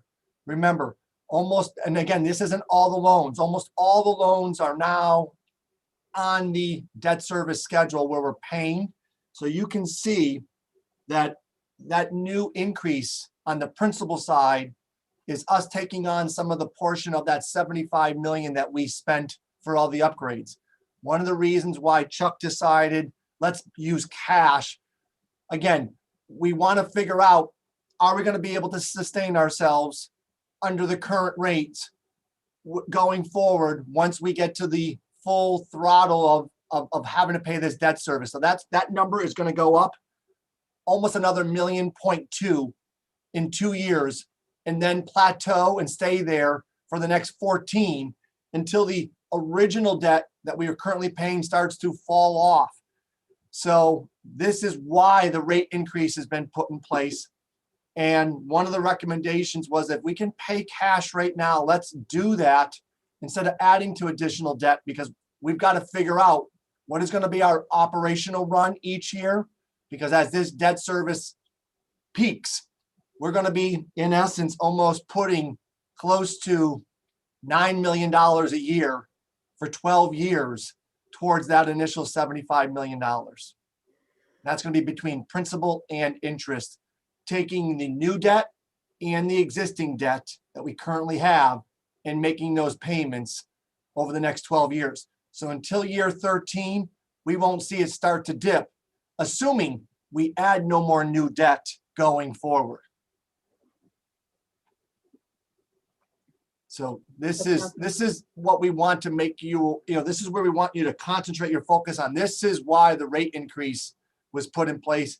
It's because of us having to now pay for that phase one full construction projects down at the wastewater treatment plant.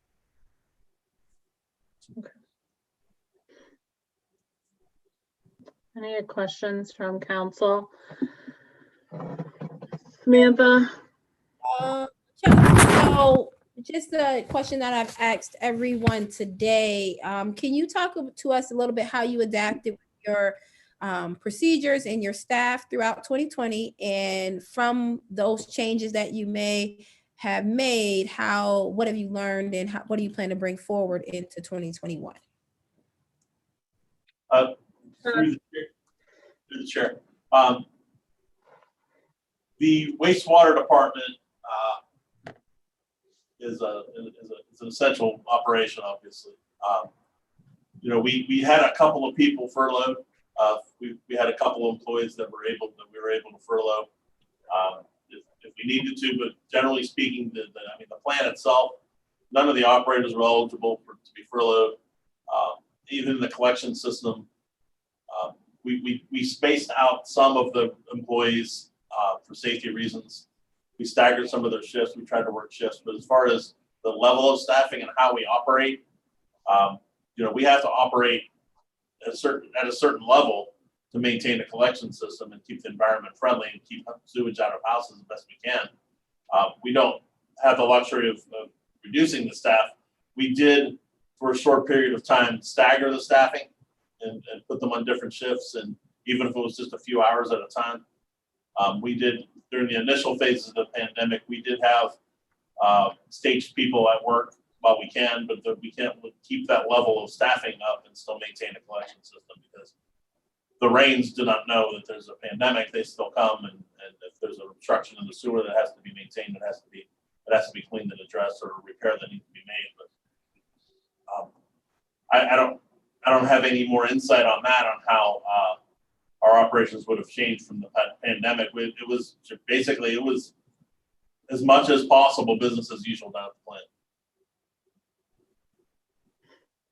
Thank you. And just a direct follow-up, under wastewater maintenance, as you know, one of the issues that we have is we consistently are fixing sewer lines, things that are breaking at a constant pace. And I've asked a couple times just about how what we can do to kind of be forward looking. Is there a survey that can be done of our sewer lines? If we can, how do we kind of prepare and maybe get a list of those that are bad and start to fix them on some type of regular schedule? Have you looked into that? Since, we are erecting a building, we're going to do it without assuming any debt. So maybe this might be the time to think about how we kind of are forward thinking about these type of construction costs that we have, on a monthly basis. Chuck? Through the chair, thank you. Yes, as a matter of fact, we had just conducted interviews for a position that's open from all of our collection system, and that's you're referring to a lot to the collection system, Councilwoman, and every one of them said that we interviewed. One of the things that we're not doing enough of is getting back to the preventive maintenance that we do on the sewers, and we're working towards that. A lot of them acknowledge that. Our system is very old, and sometimes these breaks happen. There's no way to really tell when a sewer is going to break. But I guess one of the things is staffing. Our sewer collection crew is at low staffing right now, and frankly, they're kind of old. You know, I mean, they're up there in age, and it is a physically demanding job. So we need to work towards replacing and reloading in that capacity, and we are. You know, we do have a plan. We presented it to Mayor Brown, and we're going to move forward with that. And it is budgeted, but in regards to, like, you know, we're using technology. We have the Lucity system now. It does help us track where we're at. We need to make more of an effort with televised inspections and stuff like that. One of the things that I'm moving forward with is for the, like, and I think I mentioned this during our roadway presentation, that we are, when we do our infrastructure job this year, we are going to be replacing the catch basins on the road. And we're going to, one direction that I'm moving in public works as a whole, and I need council to participate in this with me, is that I am really going to work on trying to put a 3-year paving plan in place. Whereas it's long overdue, where we know when these roads are going to be paved, instead of just on a whim saying we're going to pave this road, this road, this road this year, and we're going to make this change, this change. I would like to get to a schedule where we know these projects are coming, so that we can plan repairs to these catch basins and maybe use some outside funding and stuff like that. And as far as the sewers go, the same thing applies, but I can't replace every sewer on the road just because we're paving it. Now, if it's really bad, we have to use our judgment, but we would go broke if we replaced every sewer on every road that we pave. It's just not possible. It's not even like a water line. They can't even afford to do it with water lines, much less a sewer. A sewer's, 6-8 times the cost of a water line for construction. It's so much deeper and larger. So at any rate, in relation to that, yes, we are moving towards more of a preventive maintenance and inspection, at least knowing when it's going to happen. It doesn't mean we're going to have the money to make the repair, but one of the other things that we're going to try to work towards is actually incorporating GIS, and I have a plan in with Mayor Brown to do that. It's going to take some hours, it's going to take some effort, and I'm going to probably need an employee to do it. I don't have an existing staff member to do that type of stuff, but it's going to be a GIS avenue, and we're started on it. We're started down that road. All of our sewers on the Mahoney are in the Mahoney County GIS, but there's really not a lot of data associated with it. So, and frankly, it's a technology that is kind of ahead of me a little bit. It's not something I'm used to. So I think we need to get some younger skilled people in here to do that. And that's my plan, not only with wastewater, but with our traffic signals, stop signs, sign inventory, street conditions, everything. I went under one umbrella of GIS database, and we're working towards that. And that's my goal for 21 going into 22. And I think that's going to be hugely helpful, and I think it's going to really show some benefits of wastewater.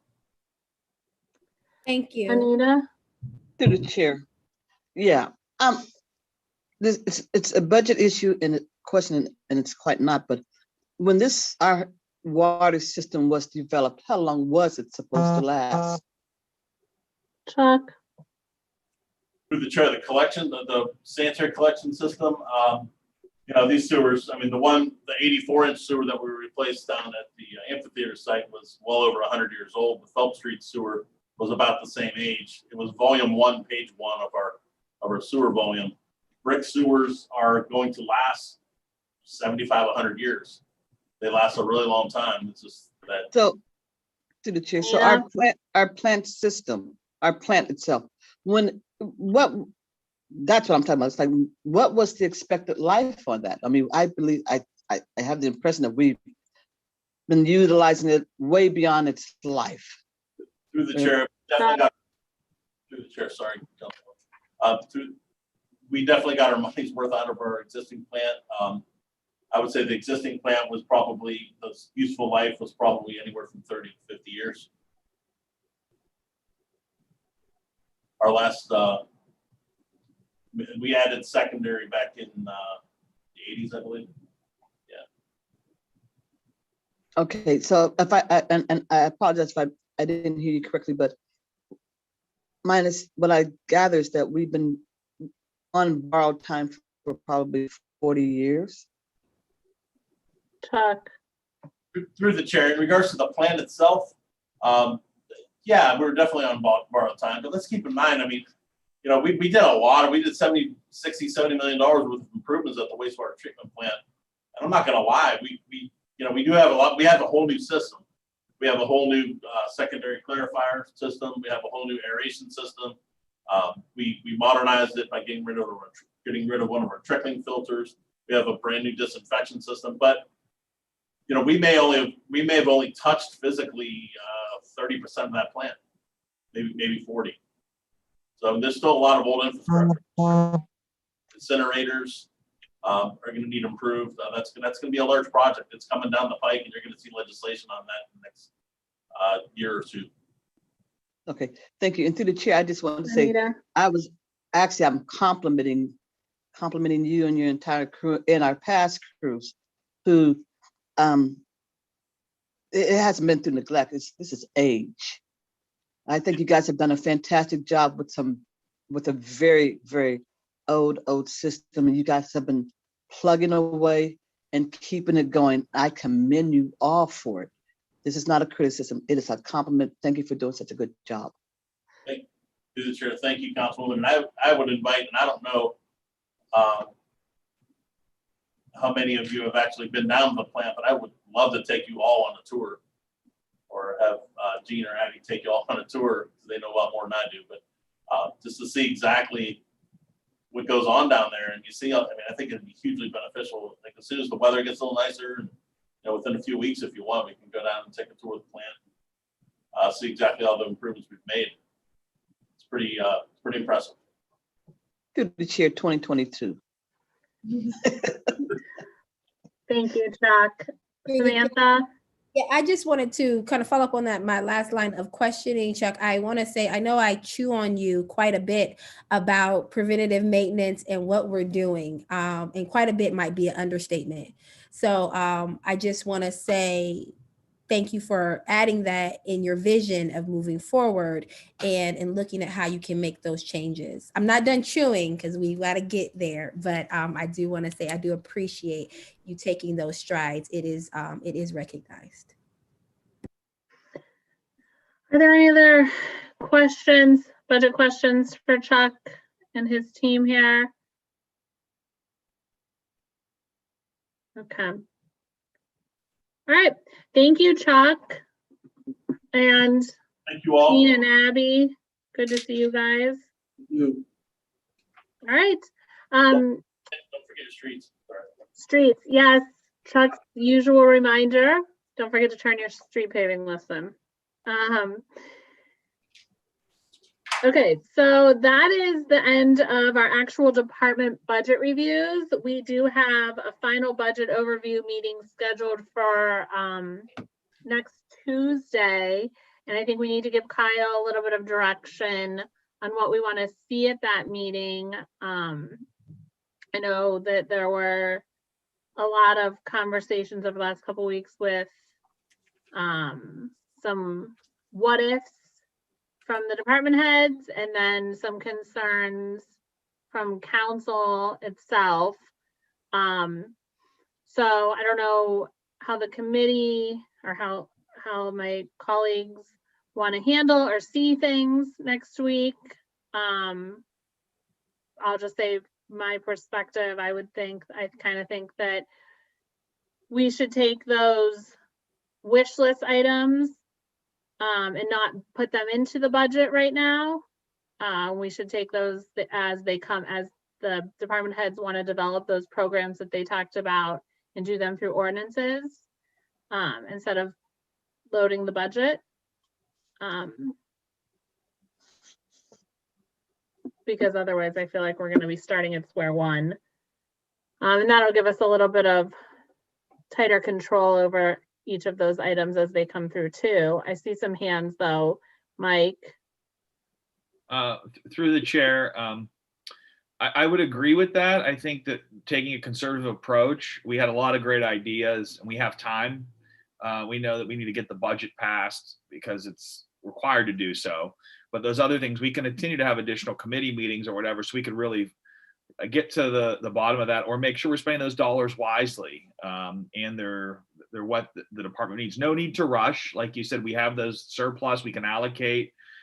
after that, that money's not going anywhere. It's not changing, but we know we can pass a budget that everyone could operate off of. So I'm fine with moving forward, preparing this document and then doing that ask after. I mean, we can meet a couple more times to get that other portion right. So I'm fine with moving forward.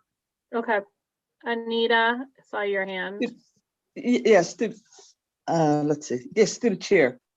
I'm not sure. I think I'm pretty good at the way this budget is coming to us, and I don't want to see changes being put inside there. I don't want to say haphazardly, but on the rush.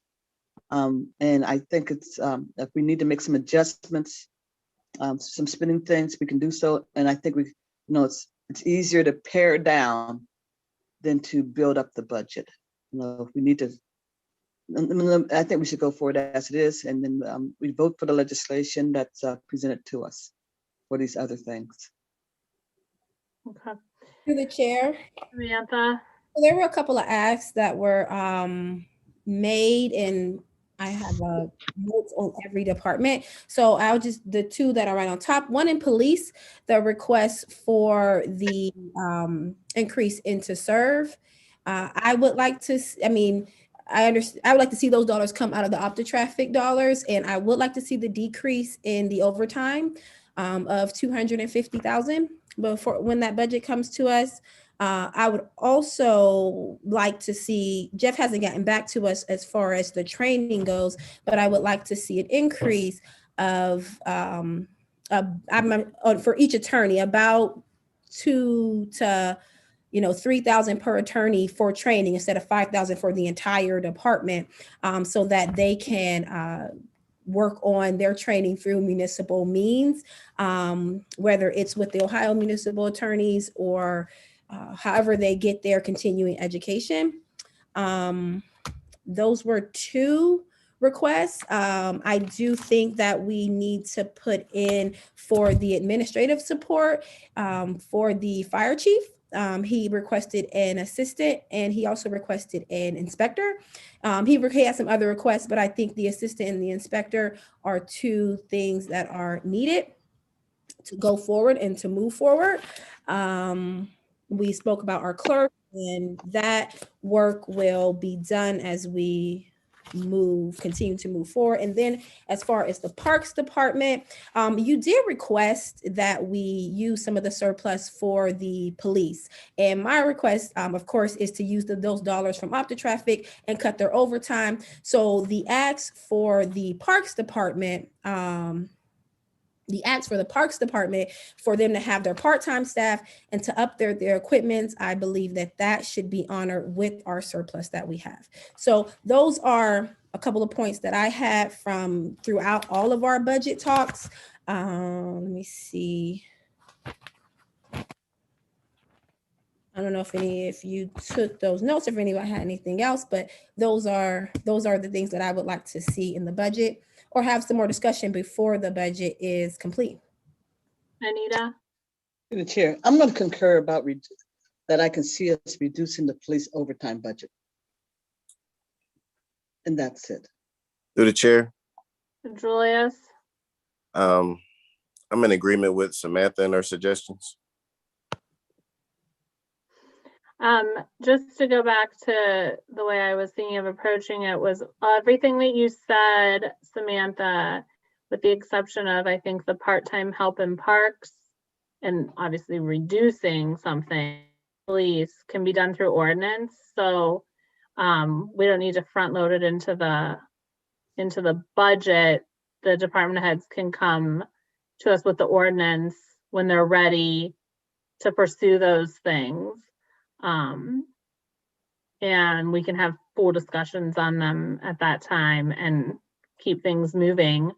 I think that's a more, like Mike said, a conservative approach as well, and allows us to really be hands-on with some of those things that can be dealt with ordinance-wise. Mike? Also, we're going to have to be navigating this other influx of cash and talking about some long-term planning there too. So I don't know if those are the right times to have those conversations. Kyle, maybe we would defer to and we can continue to schedule them a meeting, to discuss these committee of the whole like this, I think is a healthy way to vet these things. Through the chair, Kyle, just a thought. As Samantha mentioned, there's things that you want to acquire, capital improvements. My hope is that we aren't going to be appropriating them within the budget of the departments, that we will appropriate some of these monies that we're going to be collecting from these funds that are going to be made available, and they're going to be appropriated in a different fund. So we're not going to be able to commingle, at least when it comes to capital improvements. On the flip side, anything that you want to do with payroll or with a rollout of operating services, that would be addressed through the department budgets, and you could do that through ordinance. But I just want to make you aware that we're not going to be able to commingle some of these things, because I'm sure I'm going to have to report up like I did with the CARES funds. So it would be easier going forward that if you pass the budget as you're discussing, and then through ordinances, we then direct where those monies are then going to come from, and come from the correct funding sources, it will be a lot easier, and you'll be able to track it, and I'll be able to keep you up to speed on how we're doing against our revenue forecast, how we're doing with our excess surplus, and when we're using the surplus for covering expenditures that are outside of this special funding that we're going to get. So I do think if I've got that luxury of helping you down those paths, it will make it easier for us to understand how we're spending those funds. I think keeping an eye on that surplus is crucial, especially given the news you gave us yesterday with February being so far off. Anita? Yes, through the chair. And so my question is going to be directed to Cal. And because I'm interested in Samantha's suggestion about the overtime. Are you saying that it would be better for us to not reduce the overtime budget at this stage, to leave it as it is? Because if we leave it as it is, that makes it readily available, because if it's there, it doesn't have to be brought back to us for it to be expended. Or should, so what's the better timing to do this? If the council is in that mindset. Through the chair, I would have council invite the chief to come to that meeting next Tuesday night. And if you're going to do what you're saying you want to have done, I think you need to make him aware, so that at least he understands why you're doing what you're going to do. And if that is the instructions that you are going to give me, then we would do that in advance of passing it. But I think he at least deserves the opportunity to discuss that with you, because you all understand that if they go beyond that budget, I still have to pay it. But now we've got to put the budget back in place as they expend it. So it's not like those dollars have been freed up. It just means that I have to then reduce the surplus. But that's a decision of council, because you are in charge of appropriation. So we could decide, I can let the mayor know that that is something that you want to discuss Tuesday night. And I can make sure that the administration is there to address it with you, because that may be a direction that you as a body may take. Anita? Because my understanding is that there's already in the pipeline the plan to hire 10 additional police officers. And that's why I'm looking at this counter. If we hire more, we use less overtime. Through the chair. So am I right about the 10? You have not approved, council hasn't approved it yet. You approved accepting of the grant. You have not approved appropriating those dollars. So thank you. I don't believe that can move until those dollars are appropriated, because they're not in the budget. The budget document that I started with, that was shared with you. Gotcha. Thank you. Okay, so it sounds like I have a question. You have a question, Samantha? So speaking of yesterday, the news that you gave us about February, Cal, can you share with us your formula on forecasting? Because that was your forecast was about 20% or so off. So just your formula or the system you use, or how did we get so far off the forecast? I have a model that I have been using since my days in the state of Connecticut when I forecasted revenues there. So it gets massaged and it is taking a look of 5-year history. It then blends in some of the, because remember, we have a rotating timetable of when we have 3 pay period months. So you got to be conscientious of that. What is critical is January, because this was income tax that was earned in wages that were earned in January. So it's alarming that we collected less than $3.1 million because we haven't had a month like that in 27 months, as the Vindicator notated in the article. I can't explain why all of a sudden we had such a dramatic drop. That's why I said when I was interviewed by David Skolnick that I'm apprehensive to start. I want to see what next month's data shows, because if we see a recovery, I'm going to have to understand why we saw such a dip. Now, remember, February is a short month. We could have potentially had an employer that was late in transmitting because it was a 28-day month. We could find that we could see a recovery next month, which we'll have on April 15th. I'm hopeful that really has happened because honestly, I'm not prepared for having 2 pay period months where we're looking at only $3.1 million going forward.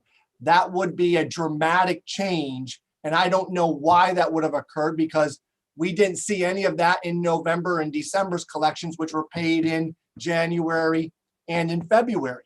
So I'm not aware of any large job cuts.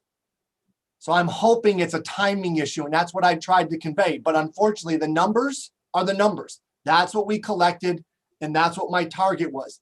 The first 2 months, I was only off 4,000 to the negative in January and 4,000 to the positive in February. I don't know why all of a sudden $700,000 against my target. But I will say, when you look at last year for the first 3 months, and you look at this year for the first 3 months, and you look at it in cumulative, we are already $1 million less. So we were 300K first through the first 2 months, and almost 700,000. It was like 650 this last month when you look at year over year for 3 months.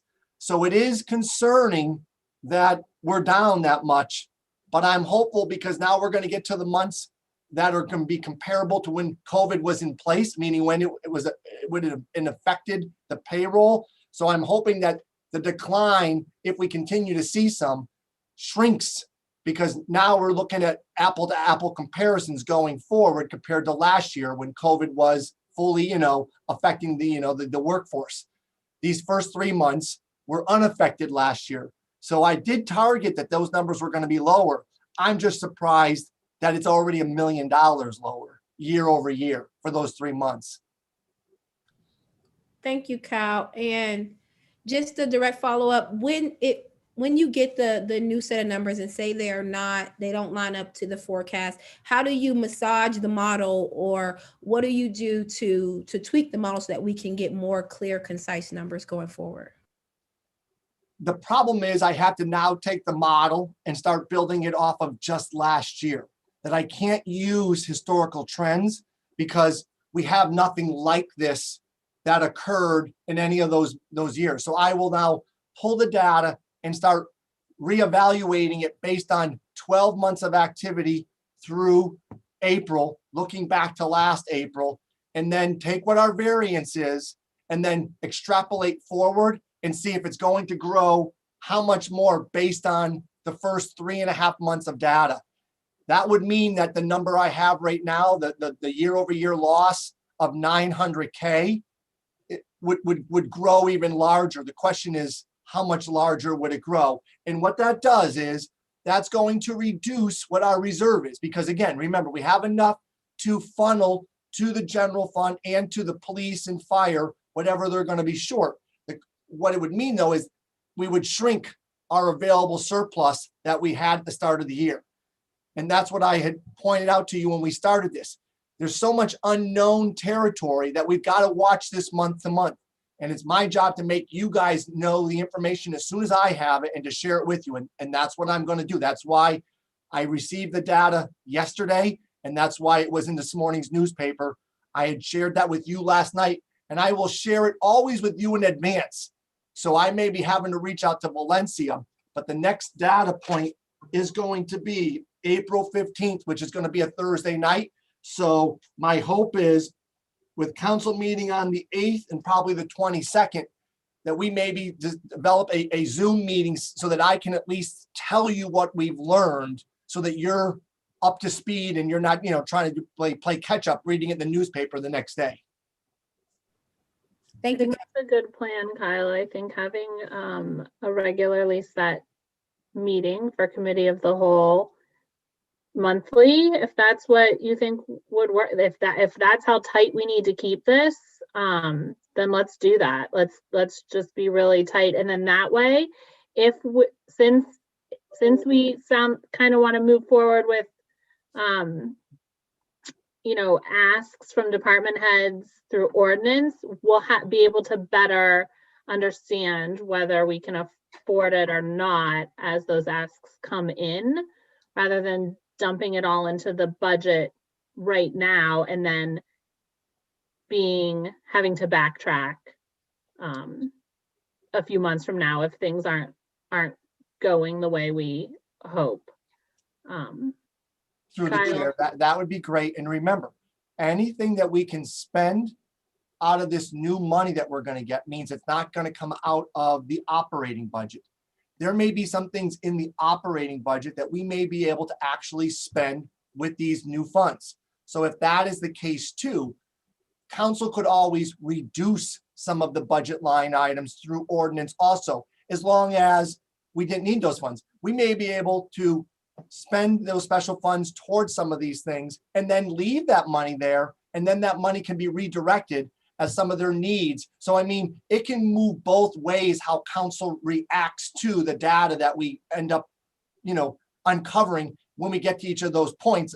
And you guys can make choices and decisions on how to best move forward from the information that I provide you. Yeah, I mean, that does give us a lot of flexibility with, and that's something we need, given we have not only surplus, but COVID money or relief money, and then our general budget.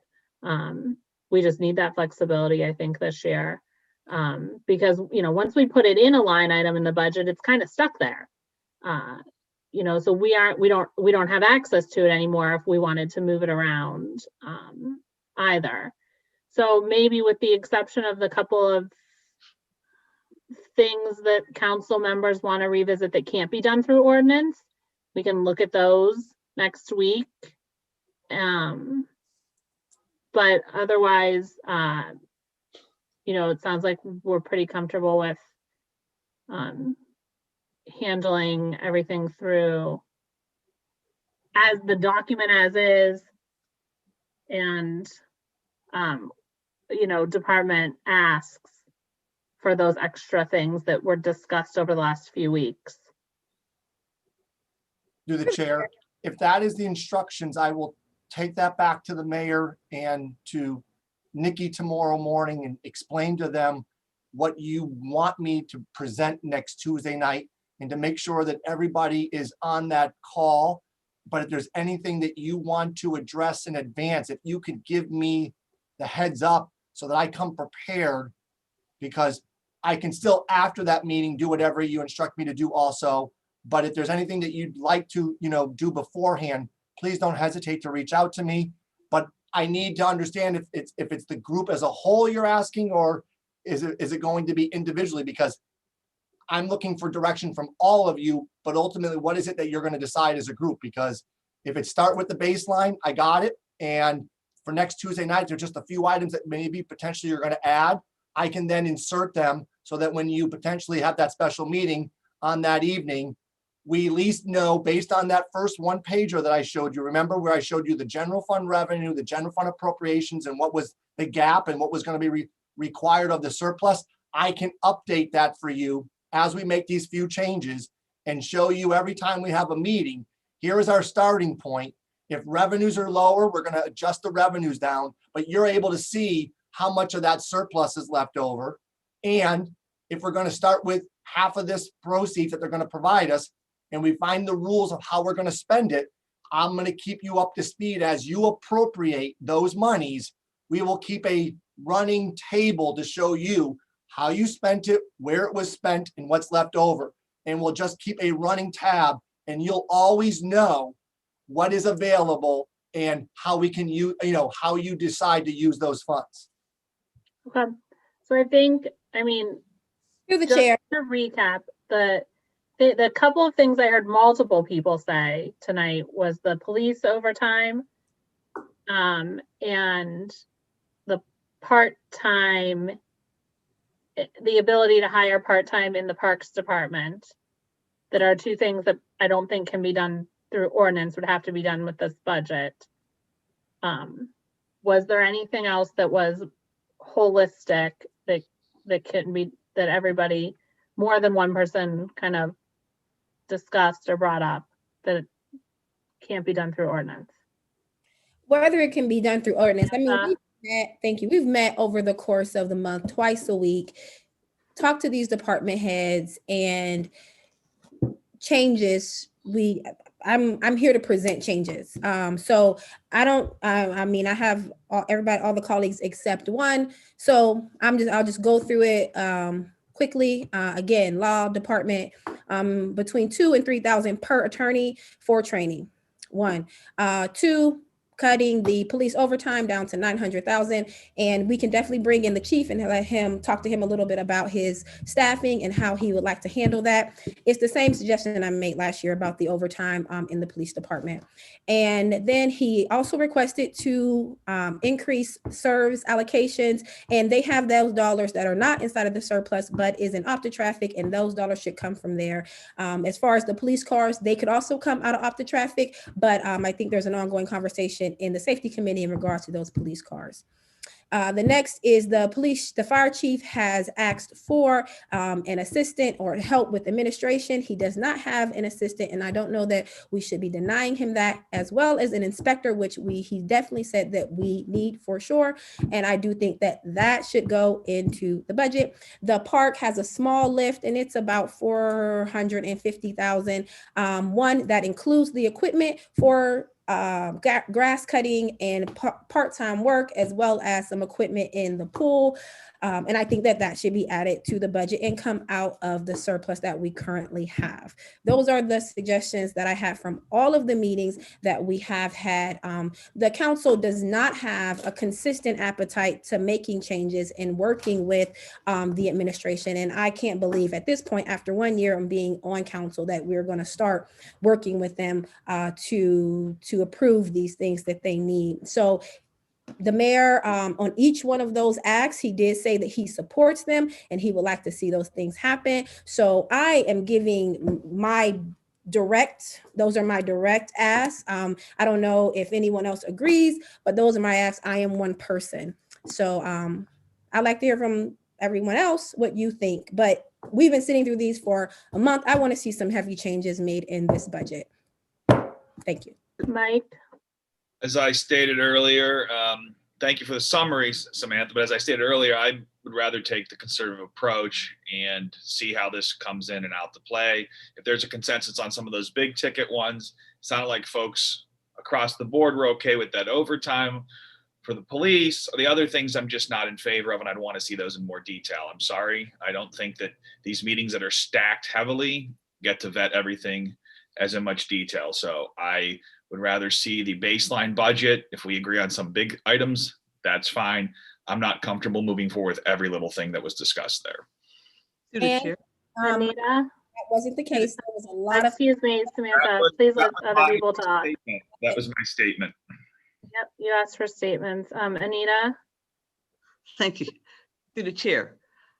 I want to see $250,000. I want to see the police overtime budget taken down to $900,000.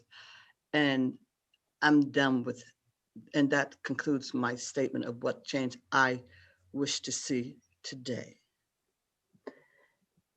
Thank you. Jimmy?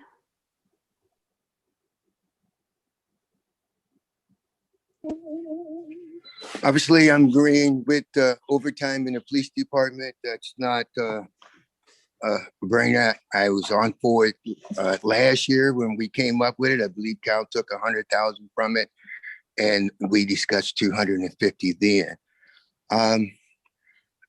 I also agree with Cal's approach of how to add and subtract from the various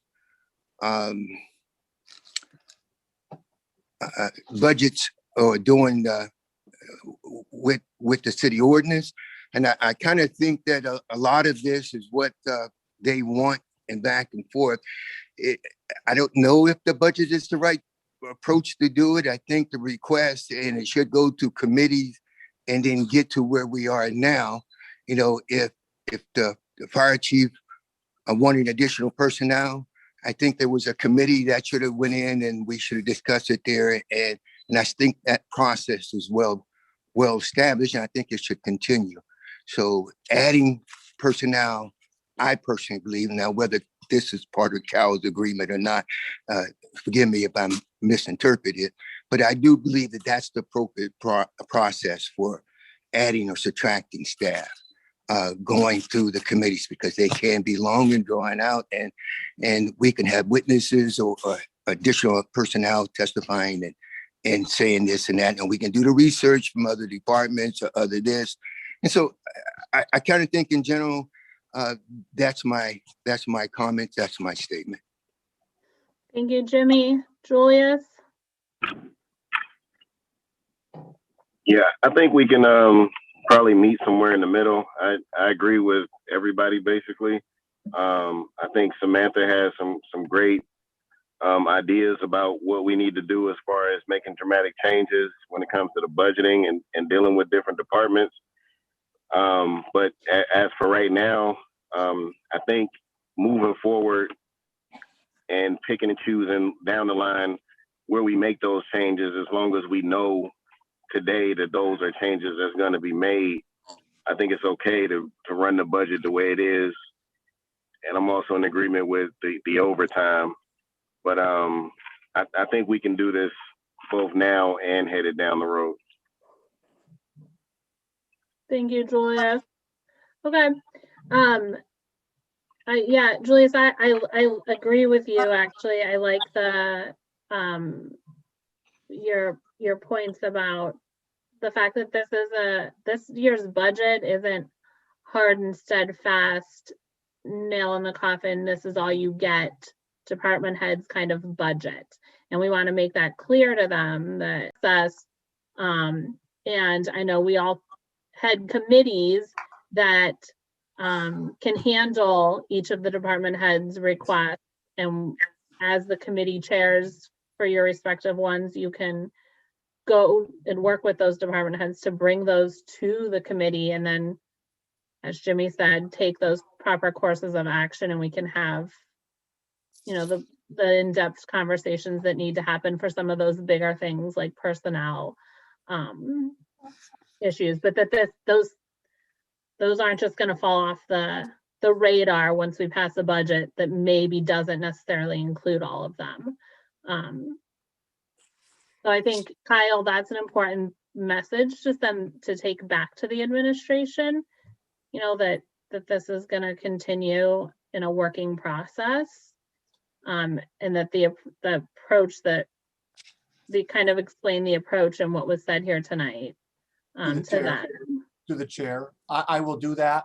And could I just suggest that you as a group consider maybe not having summer recess as long this summer, because I think as these things are brought to committee, it's going to stack up and you're going to have a lot of things, because I think you want to move, but if we can address them before the summer starts and get them all finished, great. But if not, I don't think you want to postpone, you know, the summer of not accomplishing some of those things. So I think you meet only twice during the summer, but I'm hopeful that we can do that before the summer starts. But if it doesn't, I just would, you know, ask that you can at least consider so that we can accomplish all these things that you guys are thinking about doing. Mike? Yeah, I can only speak for myself, but I think the sentiments of this group is they'd work through recess. I mean, we don't have the regularly scheduled meetings, but we're all willing to meet as necessary. And hopefully we can make significant progress with this in the near term so we can close these things while it's still fresh. I don't think anyone doesn't want to move forward, but thank you for that warning, Kyle, but we will meet as necessary. Yeah, Through the chair. Anita? To the Oh, chair. yeah. Just so that everyone understands, we don't take a recess. That's a nice little They wouldn't cute give me no phrase for a non-recess. We're here 12 months out of the year. Other councils actually take a recess and they do not meet at all. Not only do we meet once a month during our quote recess, we also maintain all of our committees and they don't take a vacation either. So we're here, we'll be here, ready to go.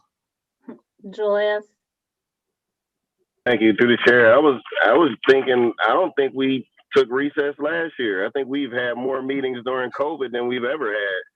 So I mean, it's whatever necessary, and I think we should be moving pretty expediently anyway. So Yeah. So there's our commitment from council, Kyle, that you can, let the administration know I will do about. that through the chair. Okay. Mike? Yeah, and Samantha, I do appreciate your push because we do need to have different personalities and everyone pushing here and there. So thanks. Yeah, and for sure, none of us, I mean, I think we've always all said in the last, since we've all been on council, we've made changes to this budget every year we have. Whether they're big, small, or somewhere in between, they've happened. And they'll continue to happen. And, this is uncharted territory. That Kyle said it, we've all said it right now. So I think that's my apprehension with wanting to approach it this year conservatively. That's not always been my way of approaching the budget, I will say, but I'm feeling a little conservative too this year, just because of the unknowns and what's coming down the pike here. Go ahead, Samantha. Thank you. And I want to say a heavy push. I'm all for a heavy push and a heavy lift, but I do think a way to be more prepared for this process, and Cal, if you can take this back to the administration, for us to see a preliminary budget in August or September, and to really begin to have, or early fall, and to have these conversations, because it is hard to make decisions over the course of 1 month of meetings and trying to get a clear understanding of what is needed. I do think that we could do better on timing and moving this needle forward, so we're not up against the wall at the end of the first quarter, as we have been at, and I'm not sure how it happened prior to last year, but we were this year and we are now. So it is hard for us to make decisions as well. So moving forward, I would like to begin budget talks early on. Maybe we can spread them out and give them room to breathe and work with them, since we're making asks, Through the chair. That's always been an ask, Samantha. Through the chair. Last year's budget, you actually were finished in February. This year, it was all my push to slow down because I was not able to tell you where we were going to end the year revenue-wise and what the income tax was going to look like going forward. I definitely agree with you, Samantha, Councilman Turner, and all of you as a whole, that during normal times, yes, we should be accomplishing that, because you can count on income tax revenues to be pretty much stable. But with the uncertainty of it, it throws a monkey wrench. And the last thing I wanted to do was to bring you a budget, you pass it, and then come back to you in early March and start telling you that there's not enough revenue and people are spending money they don't have. But in normal times, yes, I fully agree. And that will be my push, that if we return to that, and if we can do that this fall, because we start to see a bottoming out of that, income tax collections and starting to see it grow, that'll give me the confidence to push that. But it was my request of the administration to slow down because I just could not get a good idea of where we were going to end the year. And the last thing I wanted to do was to lead you incorrectly. Thank you, Kyle. We appreciate that for sure. Mike? I was wondering if you're willing to entertain a motion to adjourn. I mean, I am, but Motion to adjourn. anyone else? Anything, Motion any to last words from anybody? Okay. All right, I so know. we will have, just real quick, on the, just to like close out the agenda properly, final budget overview next week. And now I will take it's Tuesday at 4 o'clock, I think. I will take a motion to adjourn. Motion to adjourn. Second. Thank you, everyone. See you tomorrow night for our regularly scheduled council meeting.